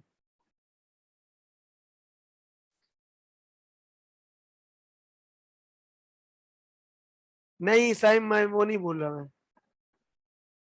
अच्छा, और बेटा एंड इन 2018 इट इज 32%। बेटा ये आप टैक्स रेट के बारे में था, और बेटा and seems not to be consistent। बेटा अब आप मुझे एक बात बताएं, इसके प्रोसीजर्स क्या लगने चाहिए? पहली बात तो ये कि मैनेजमेंट की वर्किंग चेक कर लेंगे, कहीं मैनेजमेंट से गड़बड़ तो नहीं हो गई है? कहीं मैनेजमेंट से गड़बड़ तो नहीं हो गई बेटा? Procedures,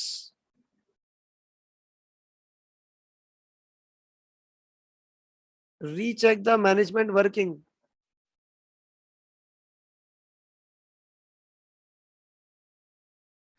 recheck the management working of tax calculation.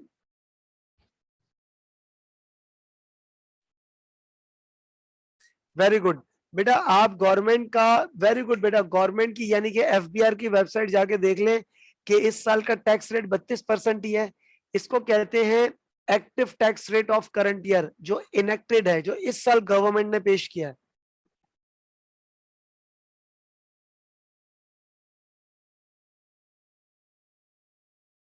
Verify the enacted tax rate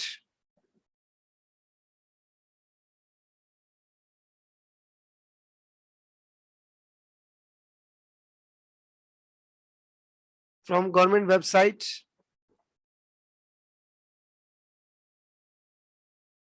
या टैक्स अथॉरिटीज। बेटा वहां से वेरीफाई करके दो ना। नहीं बेटा IS 12 का जिक्र ना करो, क्योंकि डेफर टैक्स एसेट लायबिलिटी के ऊपर कहीं जिक्र नहीं आया है ना, तो फिलहाल हम उस पर नहीं जाएंगे। हाँ, कंपनीज ऑर्डिनेंस 2001 लिख सकते हो भाई, जो आई कैप के, जो बेटा आपका कंपनीज ऑर्डिनेंस चल रहा है, आप लिख सकते हो। 2017 ना? अच्छा हाँ, वो तो कंपनीज एक्ट है।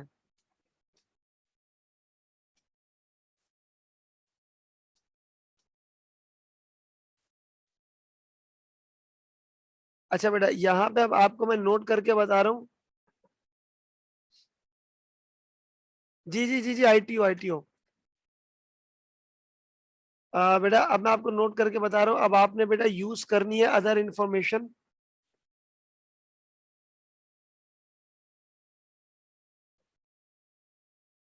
एंड कंप्लीट दिस क्वेश्चन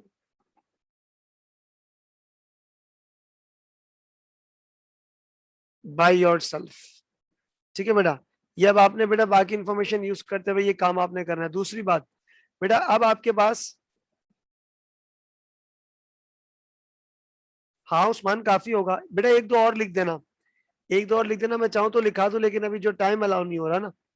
अच्छा अब बेटा मेरी बात सुनो, क्वेश्चन नंबर 8, 9, 10, मेरा इरादा कुछ ये था कि मैं दो सवाल आपको खुद दे दूं करने के लिए, लेकिन टाइम की शॉर्टेज की वजह से दो नहीं, अब तीन ही देने पड़ रहे हैं। बेटा सबसे पहले आप इसकी रिक्वायरमेंट चेक कर लो बेटा क्या है। वैसे तो मैं आपको एक भाइयों वाला मशवरा दूं कि जितने भी आपके पास रिसेंट अटेम्प्ट्स है ना, जैसे 2020 है, 19 है, 18 है, बेटा ये आप लाजमी किया करें, ये लाजमी क्या करें अपने रिसेंट, ताकि आपको पता लगे कि रिसेंट एग्जामिनर का फ्लेवर ऑफ क्वेश्चंस किस तरह का है। बेटा यहाँ पे क्या है, ऑडिट प्रोसीजर्स हैं। मैंने आप लोगों को, मेरी बात सुनो, मैंने आप लोगों को जितने बच्चे हैं, नहीं बेटा वो पॉसिबल नहीं है, वरना मैं रख देता सीरियसली में। अच्छा बेटा मैंने, जितनी हमारी रेगुलर क्लास के स्टूडेंट्स हैं बेटा, मैंने आप सबके व्हाट्सएप ग्रुप पे अपना सब्सटेंटिव का हैंड आउट दिया हुआ है। ठीक है, उसमें आखिर में टैक्स के ऊपर भी प्रोसीजर लिखे हुए हैं, उसमें आखिर में टैक्स के ऊपर भी प्रोसीजर्स लिखे हुए हैं। और जो बच्चे हम यहाँ TSA के स्टूडेंट नहीं है, जो आउटसाइडर्स हैं, बेटा आपके उन रिस्पेक्टिव ग्रुप्स में मैं अपने सब्सटेंटिव का हैंड आउट भी सेंड कर देता हूँ, कोई मसले की बात नहीं है। ठीक है, बल्कि हाथ क्या तभी सेंड कर देता हूँ।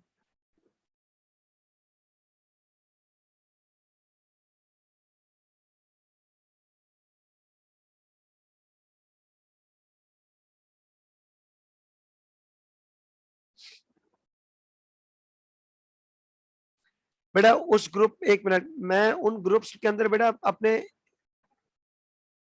सब्सटेंटिव के मैंने बेटा हैंडआउट सेंड कर दिए।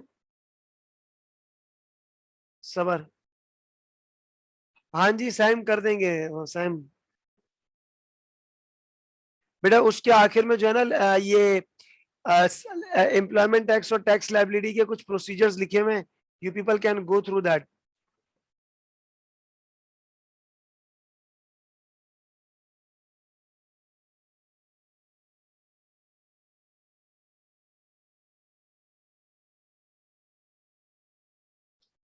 बाकी अगर किसी ग्रुप में नहीं और किसी इंडिविजुअल स्टूडेंट को अगर चाहिए हो तो बेटा मेरा नंबर तो आप सबके पास है, you people can message me, not call,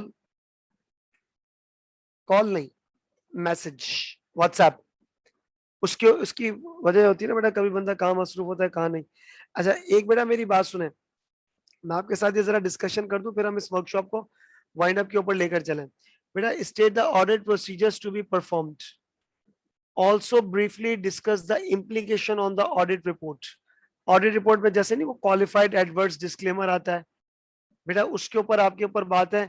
और इसका सजेस्टेड आंसर मैंने देखा है अच्छा लिखा हुआ, you people can refer that as well. मार्च में बेटा ये बहुत ही जबरदस्त सवाल है, बहुत ही बेहतरीन सवाल है कि एविडेंस लेकर आ गया है, आपको ये बताना है कि एविडेंस कैसे लेकर आया है। बहुत बेहतरीन जबरदस्त किस्म का क्वेश्चन है। और ये भी बेटा सितंबर 2020 का, फ्लक्चुएशंस रेशियोज को निकालते हुए और प्रोसीजर्स लिख रहे हैं। इतना बेटा आप कर सकते हो, कोशिश जरूर कीजिएगा, you people can do that. और नहीं तो उसके अगर आप सजेस्टेड आंसर पढ़ते हो उसमें सही लिखा हुआ है। बेटा जितनी ये 2 दिन के वर्कशॉप के अंदर मेरी कोशिश रही थी, बाकी क्वेश्चन नंबर 8, क्वेश्चन नंबर 9 और क्वेश्चन नंबर 10,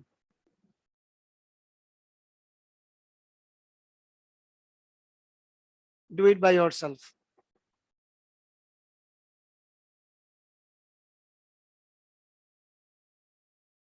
अच्छा क्वेश्चन नंबर 9 आपको सरफाज हाशमी ने करवा दिया था, फिर तो बेहतरीन हो गया बेटा। क्वेश्चन नंबर 9 अगर उन्होंने करवा दिया तो बेहतर। अच्छा हाँ ये कंफर्मेशन का है ना, हाँ ये कंफर्मेशन का है, तो सरफाज ने पढ़ाया था। अगर कर रेगुलर क्लास में हो गया बेटा तो बहुत अच्छी बात है, जिन बच्चों का रेगुलर क्लास में हुआ है। बाकी बेटा रिस्क और सब्सटेंटिव के आपको ये समझ में तो आ गई है बेटा। सिर्फ मुझे ज्यादा नहीं बस हल्का फुल्का से बता दीजिएगा, थोड़ा सा ही सही, वर्कशॉप थोड़ी बहुत भी आपके लिए इफेक्टिव रही थी, थोड़ी बहुत, ज्यादा 100% की तो मैं बात ही नहीं कर रहा, थोड़ी बहुत इफेक्टिव रही थी।